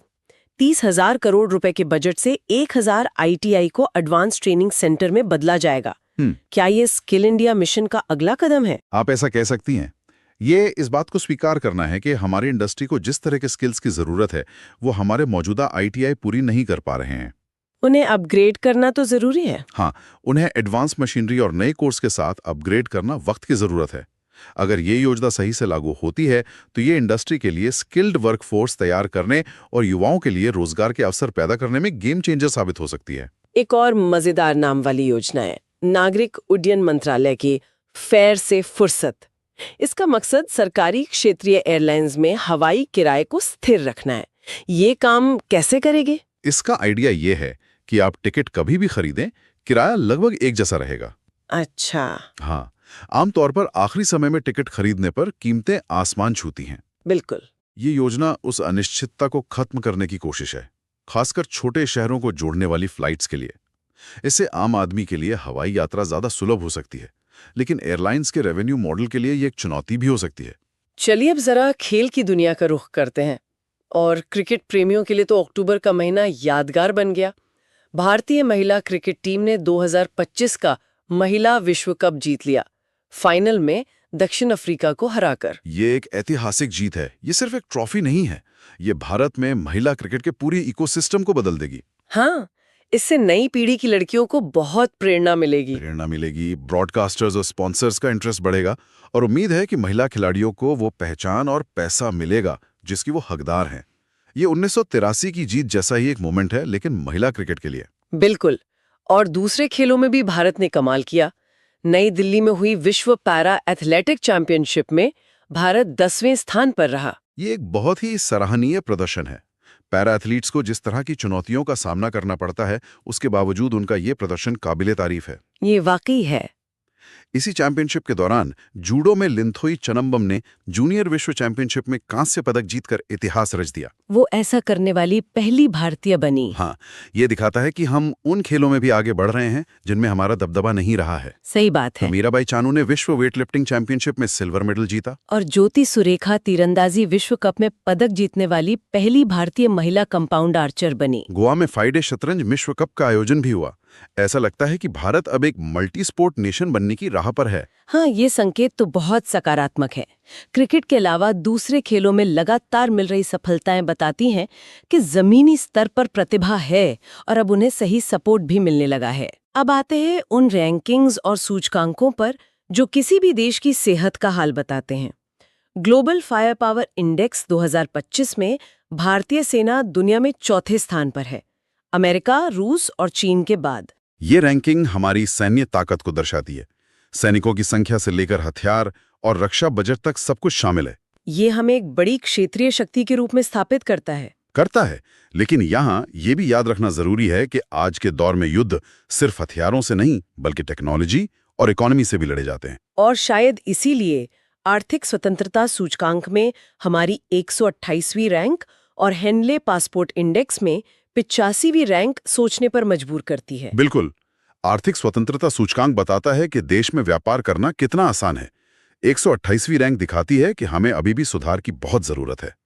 वही पासपोर्ट की ताकत दिखाती है कि हमारे नागरिक कितने देशों में बिना वीजा के जा सकते हैं, जो हमारी वैश्विक स्वीकार्यता का एक पैमाना है। लेकिन एक रिपोर्ट है जिसमें हम टॉप पर हैं, भले ही वो एक शहर के लिए हो।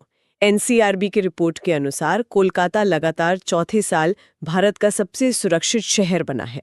हाँ, ये रिपोर्ट दर्ज किए गए अपराधों पर आधारित होती है। कोलकाता में संज्ञेय अपराधों की दर बाकी मेट्रो शहरों की तुलना में सबसे कम है। अच्छा। हाँ, हालांकि इसका एक पहलू ये भी हो सकता है कि वहाँ अपराधों की रिपोर्टिंग कितनी होती है। लेकिन फिर भी ये शहर के लॉ एंड ऑर्डर के लिए एक सकारात्मक संकेत है। और अब उस आंकड़े की बात करते हैं जो सबसे ज्यादा परेशान करने वाला है। ग्लोबल हंगर इंडेक्स में भारत 123 देशों में 112वें स्थान पर है। ये एक बहुत ही गंभीर स्थिति है। ये आंकड़ा 4 पैमानों पर आधारित होता है: कुपोषण, चाइल्ड वेस्टिंग, चाइल्ड स्टंटिंग और बाल मृत्यु दर। 112वीं रैंक का मतलब है कि हम अपने पड़ोसी देशों जैसे बांग्लादेश, पाकिस्तान और नेपाल से भी पीछे हैं। ये दिखाता है कि आर्थिक विकास के बावजूद देश की एक बड़ी आबादी को अभी भी भरपेट और पौष्टिक भोजन नहीं मिल रहा है। यह उस विरोधाभास को उजागर करता है जिसकी बात हम शुरू में कर रहे थे। बिल्कुल। चलिए अब फटाफट कुछ पुरस्कारों, विज्ञान की उपलब्धियों और दूसरी जरूरी घटनाओं पर नजर डालते हैं। 70वें फिल्म फेयर अवार्ड्स में लापता लेडीज को बेस्ट फिल्म और किरण राव को बेस्ट डायरेक्टर का अवार्ड मिला। इसी महीने नोबेल पुरस्कारों की भी घोषणा हुई। साहित्य का नोबेल हंगरी के लेखक लाज़लो क्रास्नाहोर्काई को और शांति का नोबेल वेनेजुएला की लोकतंत्र समर्थक कार्यकर्ता मारिया कोरिना मचाडो को दिया गया। ये चुनाव दिखाते हैं कि नोबेल समिति अक्सर उन आवाजों को सम्मानित करती है जो सत्ता के खिलाफ लिखती या बोलती हैं। संगीत की दुनिया में सोनू निगम को लता मंगेशकर अवार्ड से सम्मानित किया गया और काजीरंगा नेशनल पार्क की डायरेक्टर सोनाली घोष को कैंटन मिलर अवार्ड मिला, जो वाइल्ड लाइफ कंजर्वेशन के क्षेत्र में एक बड़ा सम्मान है। सुनील अमृत की किताब बर्निंग अर्थ को ब्रिटिश अकेडमी बुक प्राइज मिला। और विज्ञान के क्षेत्र में इसरो ने एक बार फिर अपना लोहा मनवाया। उनके बाहुबली रॉकेट LVM-3M5 ने भारत के सबसे भारी संचार उपग्रह GSAT-7R को सफलतापूर्वक लॉन्च किया। ये हमारी आत्मनिर्भरता को दिखाता है। बिल्कुल। अब हम भारी सैटेलाइट्स को लॉन्च करने के लिए दूसरे देशों पर निर्भर नहीं हैं। और आत्मनिर्भर भारत का सबसे बड़ा प्रतीक तो शायद INS विक्रांत है, जिस पर प्रधानमंत्री मोदी ने दिवाली मनाई। बिल्कुल। देश के पहले स्वदेशी विमान वाहक पोत पर प्रधानमंत्री का दिवाली मनाना सेना के मनोबल को बढ़ाने और दुनिया को ये संदेश देने के लिए था कि भारत अपनी रक्षा जरूरतों के लिए अब आत्मनिर्भर हो रहा है। 2 किताबें भी काफी चर्चा में रहीं। एक CDS जनरल अनिल चौहान की रेडी, रेलेवेंट एंड रिसर्जेंट, जो भारत की रक्षा रणनीति पर एक महत्वपूर्ण दस्तावेज है। और दूसरी इटली के प्रधानमंत्री जॉर्जिया मेलोनी की आत्मकथा आई एम जॉर्जिया। वो किताब इसलिए दिलचस्प है क्योंकि ये मौजूदा वैश्विक राजनीति में दक्षिणपंथी नेताओं के उदय को समझने में मदद करती है। और अंत में कुछ और बड़ी घटनाएं, अरब सागर में चक्रवात शक्ति और बंगाल की खाड़ी में चक्रवात मोंथा ने दस्तक दी, और राष्ट्रपति द्रौपदी मुर्मू राफेल लड़ाकू जेट उड़ाने वाली पहली भारतीय राष्ट्रपति बनी। तो चलिए नवंबर 2025 की खबरों के ढेर से मतलब की बातें निकालते हैं। हमारे पास राष्ट्रीय नियुक्तियों से लेकर खेल की दुनिया में भारत की बड़ी जीतों तक सब कुछ है। मकसद सिर्फ खबरें गिनाना नहीं है, बल्कि ये समझना है कि इन घटनाओं के पीछे का पैटर्न क्या है और इनका असल मतलब क्या है। तो कहां से शुरू करें? मेरे ख्याल से सबसे दिलचस्प शुरुआत होगी उन चेहरों से जो इस महीने सुर्खियों में रहे, यानी बड़ी नियुक्तियों से। जी, क्योंकि अक्सर एक नियुक्ति पूरे विभाग या कह सकते हैं कि देश की दिशा बदल सकती है। बिल्कुल सही। और इस लिस्ट में सबसे पहला नाम है जस्टिस रंजन देसाई का, जिन्हें 8वें वेतन आयोग का अध्यक्ष बनाया गया है। अब ये सुनने में तो सरकारी कर्मचारियों से जुड़ा मामला लगता है, पर इसका असर तो बहुत बड़ा होता है ना। बहुत बड़ा। इसे ऐसे समझिए कि ये सिर्फ सैलरी बढ़ाने का फैसला नहीं है। सरकार जब लाखों कर्मचारियों का वेतन बढ़ाती है तो बाजार में पैसा आता है, जिससे मांग बढ़ती है। लेकिन दूसरी तरफ सरकार का खजाना भी खाली होता है और महंगाई बढ़ने का खतरा भी रहता है। अच्छा। तो ये हमेशा अर्थव्यवस्था के लिए एक बहुत बड़ा संतुलन साधने वाला काम होता है। वेतन आयोग की सिफारिशें हमें बताती हैं कि सरकार वो कर्मचारियों को खुश रखने और अर्थव्यवस्था को स्थिर रखने के बीच का रास्ता कहाँ देखती है। वाह, मतलब ये सिर्फ एक खबर नहीं बल्कि एक आर्थिक पहेली है। इसी तरह एक और बड़ी नियुक्ति हुई है न्यायपालिका में। जस्टिस सूर्यकांत देश के 53वें मुख्य न्यायाधीश बन गए हैं। हाँ, और यहाँ दिलचस्प बात उनका कार्यकाल है। वो फरवरी 2027 तक इस पद पर रहेंगे, जो कि हाल के वर्षों में देखे गए छोटे छोटे कार्यकालों की तुलना में काफी लंबा है। सही बात है। न्यायपालिका में जब नेतृत्व स्थिर होता है तो लंबे समय तक चलने वाले सुधारों और महत्वपूर्ण मामलों पर निरंतरता की उम्मीद की जा सकती है। और हरियाणा से आने वाले वो पहले मुख्य न्यायाधीश हैं, ये भी एक अहम तथ्य है। अच्छा, कुछ और नियुक्तियां हैं जिन्हें जल्दी से देख लेते हैं। जस्टिस विक्रम नाथ को नालसा का अध्यक्ष बनाया गया। संजय गर्ग BIS के महानिदेशक बने हैं। और सुनील पालीवाल, अंतर्देशीय जलमार्ग प्राधिकरण के अध्यक्ष। अभिनेत्री कीर्ति सुरेश को यूनिसेफ इंडिया ने अपना सेलिब्रिटी एडवोकेट बनाया है। पर एक नियुक्ति है जिसने मेरा ध्यान खींचा, ज्ञानेश कुमार की इंटरनेशनल आइडिया के अध्यक्ष के तौर पर। ये क्या संस्था है और ये नियुक्ति इतनी खास क्यों है? ये बहुत अच्छा सवाल है। इंटरनेशनल आइडिया यानी international institute for democracy and electoral assistance okay. एक वैश्विक संस्था है जो दुनिया भर में लोकतंत्र और निष्पक्ष चुनाव प्रक्रियाओं को मजबूत करने का काम करती है। और भारत पहली बार इसकी अध्यक्षता कर रहा है। पहली बार। जी। आज जब दुनिया के कई हिस्सों में लोकतांत्रिक मूल्यों पर सवाल उठ रहे हैं, तब भारत का इस संस्था का नेतृत्व करना एक बड़ा वैश्विक संदेश देता है। ये सिर्फ एक पद नहीं, बल्कि वैश्विक लोकतंत्र के मंच पर भारत की बढ़ती जिम्मेदारी का प्रतीक है। मतलब भारत अब सिर्फ दुनिया का सबसे बड़ा लोकतंत्री नहीं, बल्कि लोकतंत्र का एक ग्लोबल लीडर भी बन रहा है। अब जरा अंतर्राष्ट्रीय मंच पर भी कुछ दिलचस्प चेहरों पर नजर डालते हैं। मेक्सिको की फातिमा बोश मिस यूनिवर्स 2025 बनी। तंजानिया को सामिया सुलुहु हसन के रूप में पहली महिला राष्ट्रपति मिली और न्यूयॉर्क जैसे बड़े शहर को जोहरान ममदानी के रूप में अपना पहला मुस्लिम मेयर मिला। इन तीनों खबरों को अगर आप एक साथ देखें तो एक पैटर्न साफ नजर आता है। क्या? दुनिया भर में प्रतिनिधित्व और विविधता की एक नई लहर, चाहे वो सौंदर्य के पैमाने हो, अफ्रीकी राजनीति में महिला नेतृत्व हो या दुनिया के सबसे बड़े शहरों में से एक का नेतृत्व हो, ये बदलाव दिखाते हैं कि पुरानी दीवारें टूट रही हैं। चलिए अब देश की खबरों पर आते हैं। पर्यावरण से जुड़ी ये खबर बिहार से है। गोगाबील झील को भारत का 94वां रामसर स्थल घोषित किया गया है। रामसर साइट का टैग मिलना कितना अहम होता है? ये बहुत अहम है। देखिए, रामसर साइट का टैग सिर्फ एक सर्टिफिकेट नहीं है, ये एक अंतर्राष्ट्रीय वादा है कि हम इस वेटलैंड यानी आर्द्र भूमि को बचाएंगे। अच्छा। इससे होता यह है कि सरकार पर एक अंतर्राष्ट्रीय दबाव बनता है कि वो इसके संरक्षण के लिए काम करे। ये पर्यावरण को बचाने के लिए कूटनीति का एक बहुत मजबूत औजार है। इस दर्जे के साथ भारत अब एशिया में रामसर स्थलों के मामले में तीसरे स्थान पर आ गया है। और पर्यावरण के बाद अब स्वाद की बात। खाने पीने के शौकीनों के लिए लखनऊ से खबर है। यूनेस्को ने इसे गैस्ट्रोनॉमी का शहर यानी सिटी ऑफ गैस्ट्रोनॉमी का खिताब दिया है। ये भी सिर्फ खाने की तारीफ नहीं है, ये उस शहर की पूरी खाद्य संस्कृति का सम्मान है। वहाँ के कबाब बनाने वाले कारीगरों से लेकर बाजार में मिलने वाले मसालों तक। मतलब पूरी की पूरी फूड चेन। बिल्कुल। इससे शहर के पर्यटन और स्थानीय अर्थव्यवस्था को जबरदस्त उछाल मिलता है। ये लखनऊ के लिए ग्लोबल ब्रांडिंग जैसा है। अब जरा शासन प्रशासन की एक खबर जो सुनने में थोड़ी सूखी लग सकती है, पर है बहुत जरूरी। 16वें वित्त आयोग के अध्यक्ष डॉक्टर अरविंद पनगड़िया ने अपनी रिपोर्ट राष्ट्रपति को सौंप दी है। आम इंसान के लिए इसका क्या मतलब है? इसका मतलब बहुत सीधा और गहरा है। इसे ऐसे समझिए कि ये रिपोर्ट तय करती है कि हम जो टैक्स देते हैं उसमें से कितना हिस्सा केंद्र सरकार अपने पास रखेगी और कितना राज्यों को मिलेगा। जी, आपके राज्य में सड़कें, स्कूल, अस्पताल बनाने के लिए कितना पैसा होगा, ये काफी हद तक इसी रिपोर्ट पर निर्भर करता है। ये हमारे संघीय ढांचे की वित्तीय रीढ़ है। मतलब हमारी रोजमर्रा की जिंदगी पर इसका सीधा असर पड़ता है। लेकिन इस महीने विज्ञान के क्षेत्र में एक ऐसी खबर आई है जो शायद लाखों जिंदगियां बदल सकती है। सिकल सेल रोग के लिए भारत की पहली स्वदेशी CRISPR gene therapy Birsa 1001 launch हुई है। ये क्रिस्पर तकनीक क्या है, इसे आसान भाषा में समझा सकती है? बिल्कुल।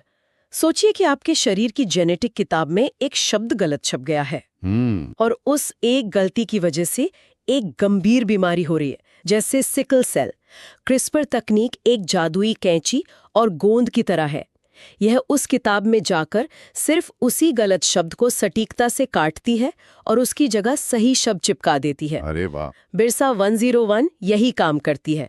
यह जेनेटिक इंजीनियरिंग में एक क्रांति है और इसका भारत में बनना, खासकर आदिवासी आबादी के लिए जिन्हें बीमारी ज्यादा होती है, आत्मनिर्भर भारत का एक शानदार उदाहरण है। और इसका नाम बिरसा 101 रखना भी बहुत प्रतीकात्मक है। इसी के साथ एक और गर्व का क्षण जुड़ा है।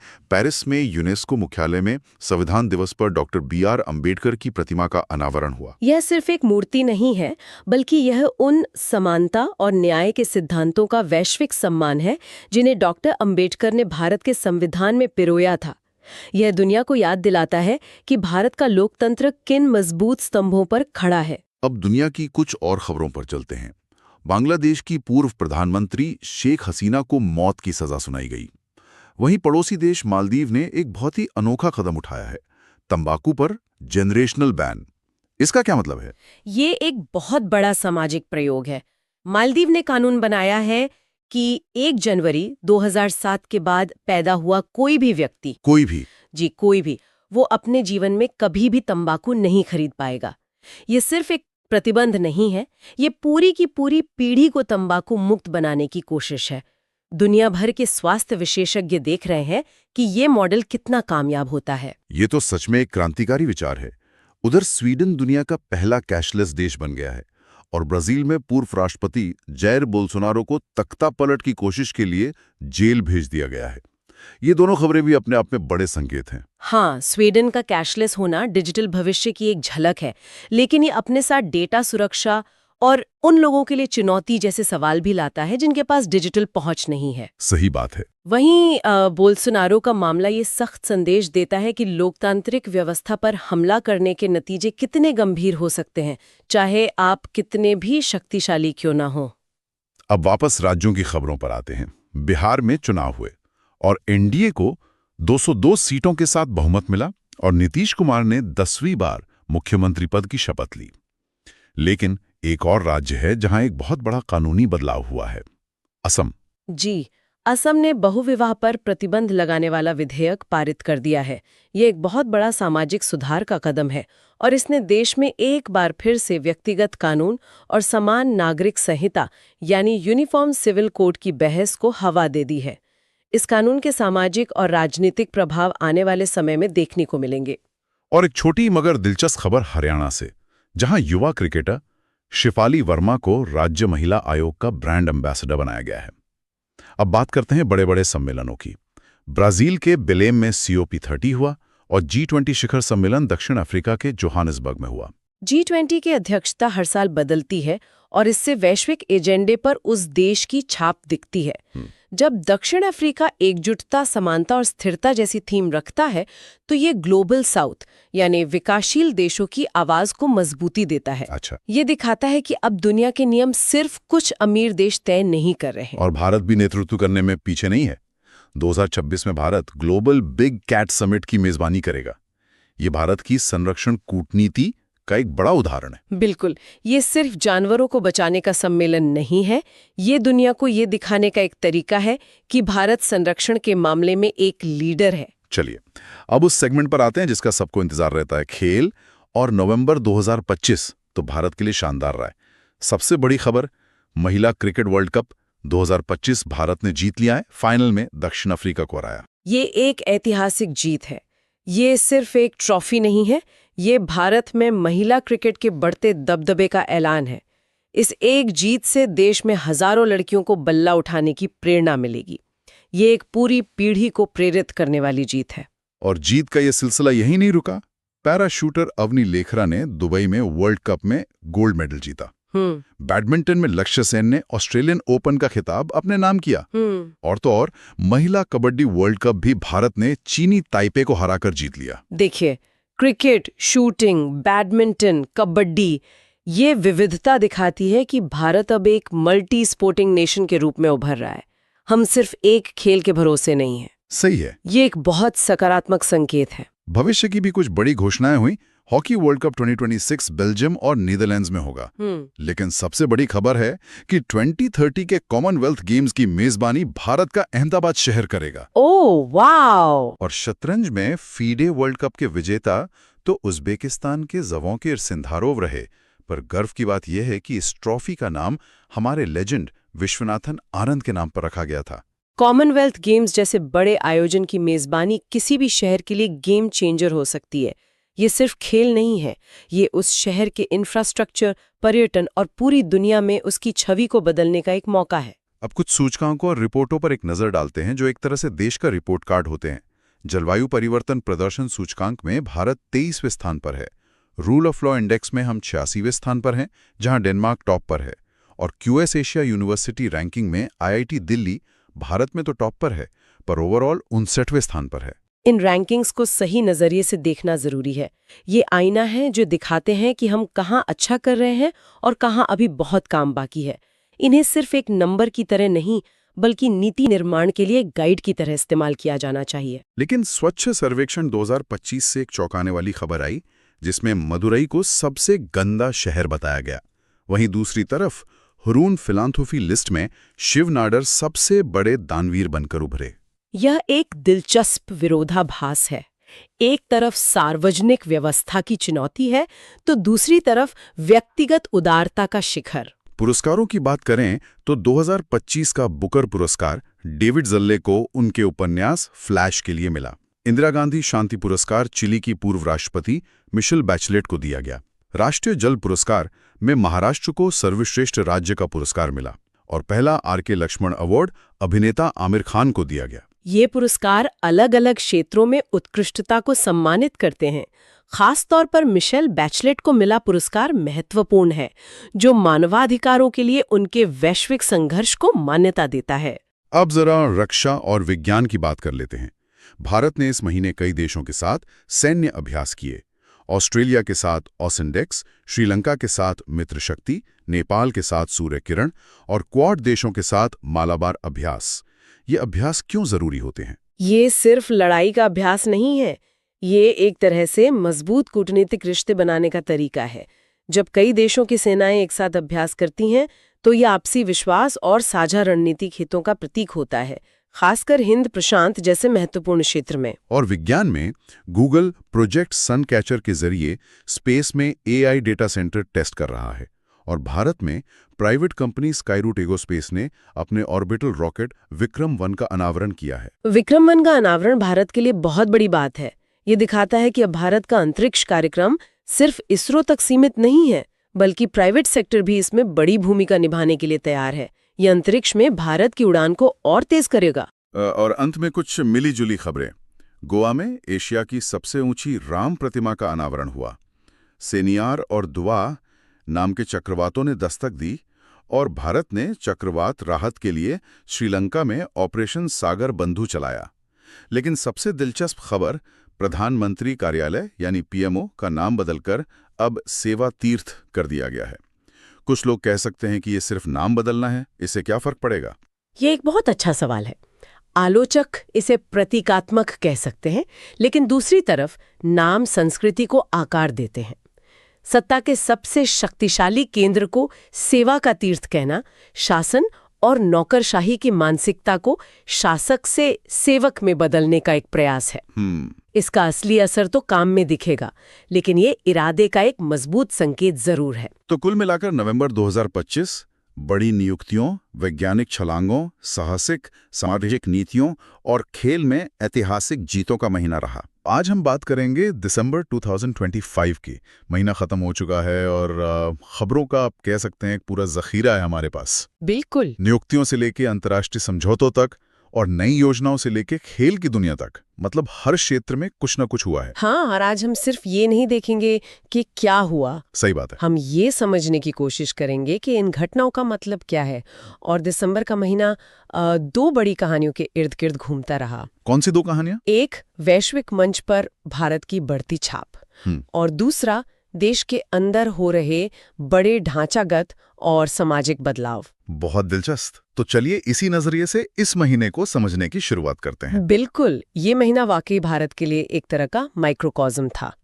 एक तरफ हम ब्रिक्स की अध्यक्षता ले रहे हैं और दुनिया को UPI जैसी तकनीक दे रहे हैं, तो दूसरी तरफ हम मनरेगा जैसी पुरानी योजना को एक नए रूप में ढाल रहे हैं। हाँ, ये संतुलन और बदलाव का एक बहुत ही दिलचस्प महीना था। तो चलिए इसी बदलाव की शुरुआत करते हैं कुछ बड़ी नियुक्तियों से। खेल प्रशासन में एक बहुत बड़ी खबर आई है PV सिंधु को लेकर। हाँ, BWF वाली खबर। जी, उन्हें BWF एथलेटिक्स कमीशन का चेयरपर्सन चुना गया है। अब ये सिर्फ एक खिलाड़ी की उपलब्धि है या? नहीं, ये उससे कहीं ज्यादा है। ये दिखाता है कि भारतीय खिलाड़ी अब सिर्फ कोर्ट पर ही नहीं, अच्छा, बल्कि खेल को चलाने वाली वैश्विक संस्थाओं में भी अपनी जगह बना रहे हैं। ये भारत के बढ़ते प्रभाव का प्रतीक है, जहां हमारे खिलाड़ी अब नीति निर्धारण में भी भूमिका निभाएंगे। और इसी तरह विवेक चतुर्वेदी को CBIC का चेयरमैन बनाना भी एक अहम नियुक्ति है। जी, देश की आर्थिक नीतियों के लिहाज से बहुत महत्वपूर्ण। और नियुक्तियों में एक और नाम जिसने तो इतिहास ही बना दिया, संगीता बारुआ। हाँ, प्रेस क्लब ऑफ इंडिया की पहली महिला अध्यक्ष। तो इसे सिर्फ एक ऐतिहासिक पल कहना काफी होगा या इसका कोई गहरा असर हो सकता है? देखिए, ये सिर्फ एक प्रतीकात्मक बदलाव नहीं है। ये दशकों से पुरुष प्रधान रहे पत्रकारिता के पावर स्ट्रक्चर में एक बड़े बदलाव का संकेत है। जब नेतृत्व बदलता है तो प्राथमिकताएं भी बदलती हैं। उम्मीद की जा सकती है कि इससे न केवल युवा महिला पत्रकारों को प्रेरणा मिलेगी, बल्कि न्यूज रूम में खबरों को देखने का नजरिया भी बदलेगा। वाह, ये एक गहरा दृष्टिकोण है और शायद इसी ट्रेंड का हिस्सा है हरमनप्रीत कौर का पंजाब नेशनल बैंक की पहली महिला ब्रांड एम्बेसडर बनना। निश्चित रूप से महिला एथलीटों की कमर्शियल वैल्यू बढ़ रही है। और राजनीतिक नियुक्तियों में बिहार से नितिन नवीन को बीजेपी का राष्ट्रीय कार्यकारी अध्यक्ष बनाया गया। हाँ, ये पार्टी की अपनी आंतरिक रणनीति है को दर्शाता है, लेकिन प्रशासनिक तौर पर राजकुमार गोयल का CIC बनना, मतलब मुख्य सूचना आयुक्त, ये सूचना के अधिकार के लिए बहुत अहम है। बिल्कुल। और हाँ, 2026 के गणतंत्र दिवस के लिए मुख्य अतिथि का नाम भी आ गया है। Ursula von der Leyen. जी, यूरोपीय आयोग की अध्यक्ष। तो भारत यूरोप संबंधों के लिए ये क्या संकेत देता है? ये एक बहुत बड़ा कूटनीतिक संकेत है। ये दिखाता है कि भारत और यूरोपीय संघ अपने संबंधों को कितना मजबूत कर रहे हैं। ये सिर्फ एक औपचारिक निमंत्रण नहीं है। तो फिर क्या है? ये फ्री ट्रेड एग्रीमेंट से लेकर रक्षा और तकनीक जैसे क्षेत्रों में गहरे सहयोग की ओर एक स्पष्ट इशारा है। तो ये तो हुई भारत की वैश्विक छाप की बात, लेकिन दुनिया के दूसरे कोनों में भी कुछ बहुत बड़ी घटनाएं हुई। हाँ, जैसे कि इजराइल ने सोमालीलैंड को मान्यता दे दी। ये खबर शायद बहुतों की नजर से चूक गई हो, लेकिन इसके परिणाम क्या हो सकते हैं? अरे, ये तो हॉर्न ऑफ अफ्रीका की भू राजनीति को पूरी तरह से बदल सकता है। अच्छा, कैसे? सोमालीलैंड सोमालिया से अलग होकर बना एक स्वघोषित देश है। उसे अब तक किसी ने मान्यता नहीं दी थी। इजराइल का ये कदम उसे लाल सागर के पास एक रणनीतिक सहयोगी देता है। एक बहुत ही साहसिक और विवादास्पद कदम है। बिल्कुल, और इसके दूरगामी परिणाम होंगे। और एक और बड़ा कदम अमेरिका ने वेनेजुएला में उठाया, ऑपरेशन एब्सोल्यूट रिजॉल्व। जी, राष्ट्रपति निकोलस मदुरो के खिलाफ एक स्ट्राइक। तो क्या इस तरह की सीधी सैन्य कार्रवाई अंतर्राष्ट्रीय कानून के लिहाज से सही है? देखिए, ये एक बहुत ही जटिल सवाल है। अमेरिका ने इसे अपनी राष्ट्रीय सुरक्षा के तर्क पर सही ठहराया होगा, लेकिन अंतर्राष्ट्रीय कानून के नजरिए से इस पर हमेशा गंभीर सवाल उठते हैं। सही बात है। वैसे चेक गणराज्य में आंद्रे बाबिस का फिर से प्रधानमंत्री बनना यूरोप की आंतरिक राजनीति में एक तरह से निरंतरता का संकेत देता है। तो हमने देखा कि दुनिया में नए समीकरण बन रहे हैं। अब देखते हैं कि भारत अपने देश के भीतर भविष्य के लिए कैसी नींव रख रहा है। हाँ, खासकर पर्यावरण और इंफ्रास्ट्रक्चर के क्षेत्र में। दिल्ली का इंदिरा गांधी अंतर्राष्ट्रीय एयरपोर्ट देश का पहला वाटर पॉजिटिव एयरपोर्ट बन गया है। वाटर पॉजिटिव का मतलब है कि ये एयरपोर्ट जमीन से जितना पानी निकालता है उससे ज्यादा पानी रेन वाटर हार्वेस्टिंग और दूसरे तरीकों से जमीन में वापस डालता है। ये सिर्फ एक खबर नहीं है, ये एक नया बेंचमार्क है। बिल्कुल। और वैश्विक समुद्री मंच पर भी भारत की स्थिति मजबूत हुई है। अंतर्राष्ट्रीय समुद्री संगठन यानी IMO में। जी, भारत को कैटेगरी B के लिए फिर से चुना गया है। ये कैटेगरी B क्या है? देखिए, IMO वैश्विक शिपिंग के नियम तय करता है। इसमें कैटेगरी B उन 10 देशों के लिए है जिनका अंतर्राष्ट्रीय समुद्री व्यापार में सबसे बड़ा हित होता है। अच्छा। तो इसमें फिर से चुना जाना इस बात की पुष्टि करता है कि भारत वैश्विक सप्लाई चेन में एक केंद्रीय खिलाड़ी है। और जमीन पर शिक्षा के क्षेत्र में भी एक अनोखी पहल हुई है। गोरखपुर में देश का पहला वन विश्वविद्यालय। ये बहुत जरूरी है। क्लाइमेट चेंज के दौर में हमें फॉरेस्ट्री और वाइल्ड लाइफ मैनेजमेंट में स्पेशलाइज्ड रिसर्च और स्किल्स की जरूरत है। ये विश्वविद्यालय उसी जरूरत को पूरा करेगा। सही है। और विरासत को लेकर भी एक समझौता हुआ है, एलोरा और पेट्रा के बीच। हाँ, ट्विन सिटी समझौता। इसका मतलब है कि दोनों शहर अपनी ऐतिहासिक धरोहरों के संरक्षण और टूरिज्म को बढ़ावा देने के लिए मिलकर काम करेंगे। और आर्थिक मोर्चे पर भारत और ओमान के बीच सीपा पर हस्ताक्षर हुए हैं। और एक बहुत ही भावुक खबर लद्दाख की गलवान घाटी से। दुनिया का सबसे ऊंचा युद्ध स्मारक। हाँ, ये स्मारक हमारे सैनिकों के बलिदान को एक स्थायी श्रद्धांजलि है और उस मुश्किल इलाके में भारत की दृढ़ता का भी प्रतीक है। तो ये सब दिखाता है कि देश के अंदर भविष्य की नींव रखी जा रही है और इसी से जुड़ा है इनोवेशन। हाँ, और यहाँ तो भारत ने कमाल ही कर दिया। IMF ने भारत की UPI को दुनिया का सबसे बड़ा रियल टाइम पेमेंट सिस्टम घोषित किया है। ये तो बहुत बड़ी बात है। हाँ, और यहाँ समझने वाली बात यह है कि IMF ने इसे सिर्फ लेन देन की संख्या के आधार पर सबसे बड़ा नहीं कहा है। अच्छा। बल्कि इसकी डिजाइन की भी तारीफ की है। यूपीआई एक ओपन पब्लिक इंफ्रास्ट्रक्चर है। ये मॉडल अब दुनिया के कई देश अपनाना चाहते हैं। ये भारत का दुनिया को दिया गया एक डिजिटल तोहफा है। बिल्कुल। और तकनीक से परंपरा की ओर आते हैं तो दीपावली को यूनेस्को की अमूर्त सांस्कृतिक विरासत सूची में शामिल किया गया है। ये भारत की सॉफ्ट पावर के लिए बहुत बड़ा बूस्ट है। जब यूनेस्को किसी त्योहार को मान्यता देता है तो वो सिर्फ एक परंपरा को नहीं बल्कि उससे जुड़े पूरे सामाजिक सांस्कृतिक ताने बाने को सम्मान देता है। विकास और पर्यावरण के संतुलन का एक और बेहतरीन उदाहरण मिला NH45 पर। जबलपुर इंदौर वाला हाईवे? जी, देश का पहला वाइल्ड लाइफ सेफ हाईवे। जी, क्योंकि इस हाईवे पर जानवरों को सड़क पार करने के लिए विशेष अंडरपास और ओवरपास बनाए गए हैं। और स्वच्छ ऊर्जा की दिशा में वाराणसी में लॉन्च हुआ हाइड्रोजन फ्यूल सेल वेसल भी इसी सोच का प्रतीक है। राज्यों से भी कुछ महत्वपूर्ण खबरें हैं। दो नई रामसर साइट जुड़ी हैं। हाँ, छत्तीसगढ़ में कोपरा जलाशय और राजस्थान में सिलसर झील। अब कुल 96 साइट्स हो गई हैं। और पटना में देश का पहला पावर म्यूजियम खुला है। जबकि राजस्थान 100% वोटर डिजिटाइजेशन हासिल करने वाला पहला राज्य बन गया है। ये तो चुनावी प्रक्रियाओं में एक बड़ा सुधार है। जी। अब बात करते हैं कुछ बड़े सम्मेलनों की। नई दिल्ली में 23वां भारत रूस वार्षिक शिखर सम्मेलन हुआ और राष्ट्रपति पुतिन खुद आए। ये यात्रा ये दिखाने के लिए महत्वपूर्ण थी कि बदले वैश्विक समीकरणों के बावजूद भारत और रूस के संबंध अभी भी मजबूत हैं। और पारंपरिक चिकित्सा पर WHO का वैश्विक शिखर सम्मेलन भी नई दिल्ली में ही हुआ। हाँ, जिसकी सह मेजबानी आयुष मंत्रालय ने की। ये आयुर्वेद और योग जैसी भारतीय पद्धतियों को वैश्विक मुख्यधारा में लाने का एक बड़ा प्रयास है। और एक और बड़ी कूटनीतिक जीत, ब्राजील ने ब्रिक्स की अध्यक्षता आधिकारिक तौर पर भारत को सौंप दी है। इसका मतलब है कि 2026 का शिखर सम्मेलन भारत में होगा और अध्यक्षता मिलने का मतलब है कि अब एजेंडा तय करने की बारी भारत की है। तो भारत इस मंच का उपयोग ग्लोबल साउथ की आवाज उठाने के लिए करेगा। बिल्कुल। ग्लोबल साउथ, आर्थिक सहयोग और समूह के विस्तार जैसे मुद्दों पर भारत अपनी छाप छोड़ने की कोशिश करेगा। ये सब तो वैश्विक और ढांचागत बदलाव थे, लेकिन सरकार ने आम आदमी से जुड़ी एक बहुत बड़ी योजना भी लॉन्च की है, VBG राम। जी, जो मनरेगा की जगह लेगी। तो क्या इसमें सिर्फ गारंटी वाले दिनों को 100 से बढ़ाकर 125 करना ही मुख्य बदलाव है? नहीं, ये एक बहुत अच्छा सवाल है।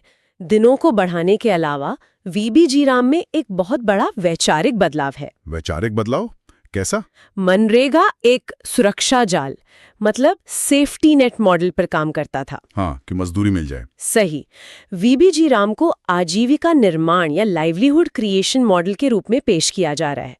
इसमें अकुशल श्रम के साथ साथ स्किल डेवलपमेंट का एक कंपोनेंट भी जोड़ा गया है। अच्छा, मतलब ये एक तरह से टीचर मैन टू फिश वाली अप्रोच है। कुछ हद तक, लेकिन असली चुनौती इसके जमीनी क्रियान्वयन में होगी। देखना होगा कि ये पुरानी चुनौतियों से कैसे निपटता है। चलिए अब चलते हैं विज्ञान और तकनीक की दुनिया में। ISRO ने अमेरिकी सैटेलाइट ब्लूबर्ड ब्लॉक 2 को लॉन्च किया। ये ISRO की कमर्शियल उड़ानों की सफलता को दिखाता है। लेकिन मेरे लिए इस महीने की सबसे बड़ी तकनीकी खबर है ध्रुव 64। ध्रुव 64 भारत की पहली स्वदेशी 64 बिट 1 GHz चिप। हाँ, और यहाँ 64 बिट और 1 गीगाहर्ट्ज सिर्फ तकनीकी शब्द नहीं है। तो फिर इसका आम भाषा में क्या मतलब हुआ? इसका मतलब है कि ये चिप आधुनिक कंप्यूटिंग के लिए पूरी तरह सक्षम है। अब तक हम ऐसी चिप्स के लिए ताइवान, दक्षिण कोरिया या चीन पर निर्भर थे। तो ध्रुव 64 उस निर्भरता को कम करने की दिशा में एक बड़ा कदम है। पहला और सबसे बड़ा कदम। ये इलेक्ट्रॉनिक्स में आत्मनिर्भर भारत का एक ठोस सबूत है। ये तो वाकई बहुत बड़ी उपलब्धि है। स्पेस में गूगल ने भी प्रोजेक्ट सन कैचर की घोषणा की है। जी, और भारत का अंटार्कटिका में नया रिसर्च स्टेशन मैत्री 2 2032 तक पूरा होगा।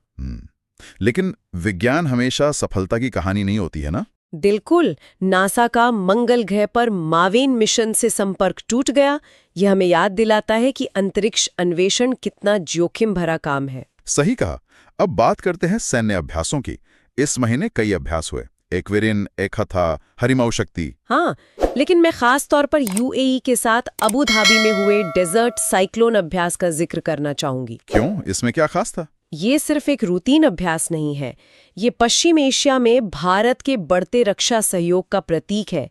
ये दिखाता है कि भारत अब इस क्षेत्र में सिर्फ एक आर्थिक भागीदार नहीं, बल्कि एक सुरक्षा प्रदाता के रूप में भी अपनी भूमिका देख रहा है। बहुत दिलचस्प। चलिए अब उस सेगमेंट पर आते हैं जिसका बहुतों को इंतजार रहता है, खेल। हाँ, शतरंज से शुरुआत करते हैं। FIDE वर्ल्ड रैपिड शतरंज चैंपियनशिप में मैग्नस कार्लसन तो जीते, लेकिन भारत के लिए अर्जुन एरिगासी और कोनेरू हम्पी ने कांस्य पदक जीते। ये भारतीय शतरंज की गहराई को दिखाता है। हम अब सिर्फ एक दो खिलाड़ियों पर निर्भर नहीं है। क्रिकेट में अंडर 19 एशिया कप में हम उपविजेता रहे, लेकिन घरेलू क्रिकेट में एक शानदार कहानी देखने को मिली। झारखंड की जीत। जी, ईशान किशन की कप्तानी में पहली बार सैयद मुश्ताक अली ट्रॉफी जीती।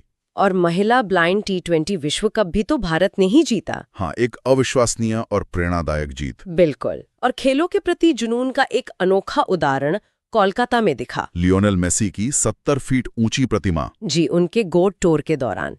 यह दिखाता है कि कोलकाता के लिए फुटबॉल सिर्फ एक खेल नहीं, एक भावना है। खेलो इंडिया यूनिवर्सिटी गेम्स में चंडीगढ़ यूनिवर्सिटी शीर्ष पर रही और जूनियर पुरुष हॉकी विश्व कप में भारत ने कांस्य पदक जीता। और भविष्य की बात करें तो भारत 2026 में खो-खो विश्व चैंपियनशिप की मेजबानी करेगा। ये खो-खो जैसे स्वदेशी खेल को वैश्विक मंच पर ले जाने का एक बड़ा अवसर है। बिल्कुल। और हाँ, IPL नीलामी में कैमरून ग्रीन सबसे महंगे विदेशी खिलाड़ी बने, जो T20 क्रिकेट की बढ़ती आर्थिक ताकत को दिखाता है। अब आते हैं पुरस्कार और सम्मान पर, लेकिन एक पुरस्कार ने मुझे चौंका दिया। कौन सा? फीफा शांति पुरस्कार डोनाल्ड ट्रंप को। यह सुनने में थोड़ा अटपटा लगता है। हाँ, ये खबर वाकई चौंकाने वाली थी। फीफा ने इसके पीछे अब्राहम अकॉर्ड्स में उनकी भूमिका का हवाला दिया था, लेकिन जैसा आपने कहा, यह पुरस्कार काफी विवादास्पद रहा। समझ गया। दूसरी तरफ पीता person of the year Raveena Tandon को मिला। और विज्ञान रत्न पुरस्कार मरणोपरांत प्रो जयंत विष्णु को दिया गया। और एक बहुत बड़ा सम्मान तमिलनाडु की सुप्रिया साऊ को मिला, चैंपियंस ऑफ द अर्थ 2025। ये तो संयुक्त राष्ट्र का सर्वोच्च पर्यावरण पुरस्कार है। जी, बहुत बड़ी बात है। प्रधानमंत्री मोदी को भी 3 और अंतर्राष्ट्रीय सम्मान मिले, जिससे उनके कुल पुरस्कार 29 हो गए हैं। सूचकांकों की बात करें तो women peace and security index में भारत 131वें स्थान पर रहा, लेकिन ग्लोबल AI वाइब्रेंसी इंडेक्स में भारत तीसरे स्थान पर, जो एक शानदार प्रदर्शन है। 2 किताबें भी चर्चा में रही, शिखर धवन की द वन और सलमान खान पर मोहर बसु की द सुल्तान ऑफ बॉलीवुड। हाँ, अंत तो ये था दिसंबर 2025 का एक विस्तृत विश्लेषण।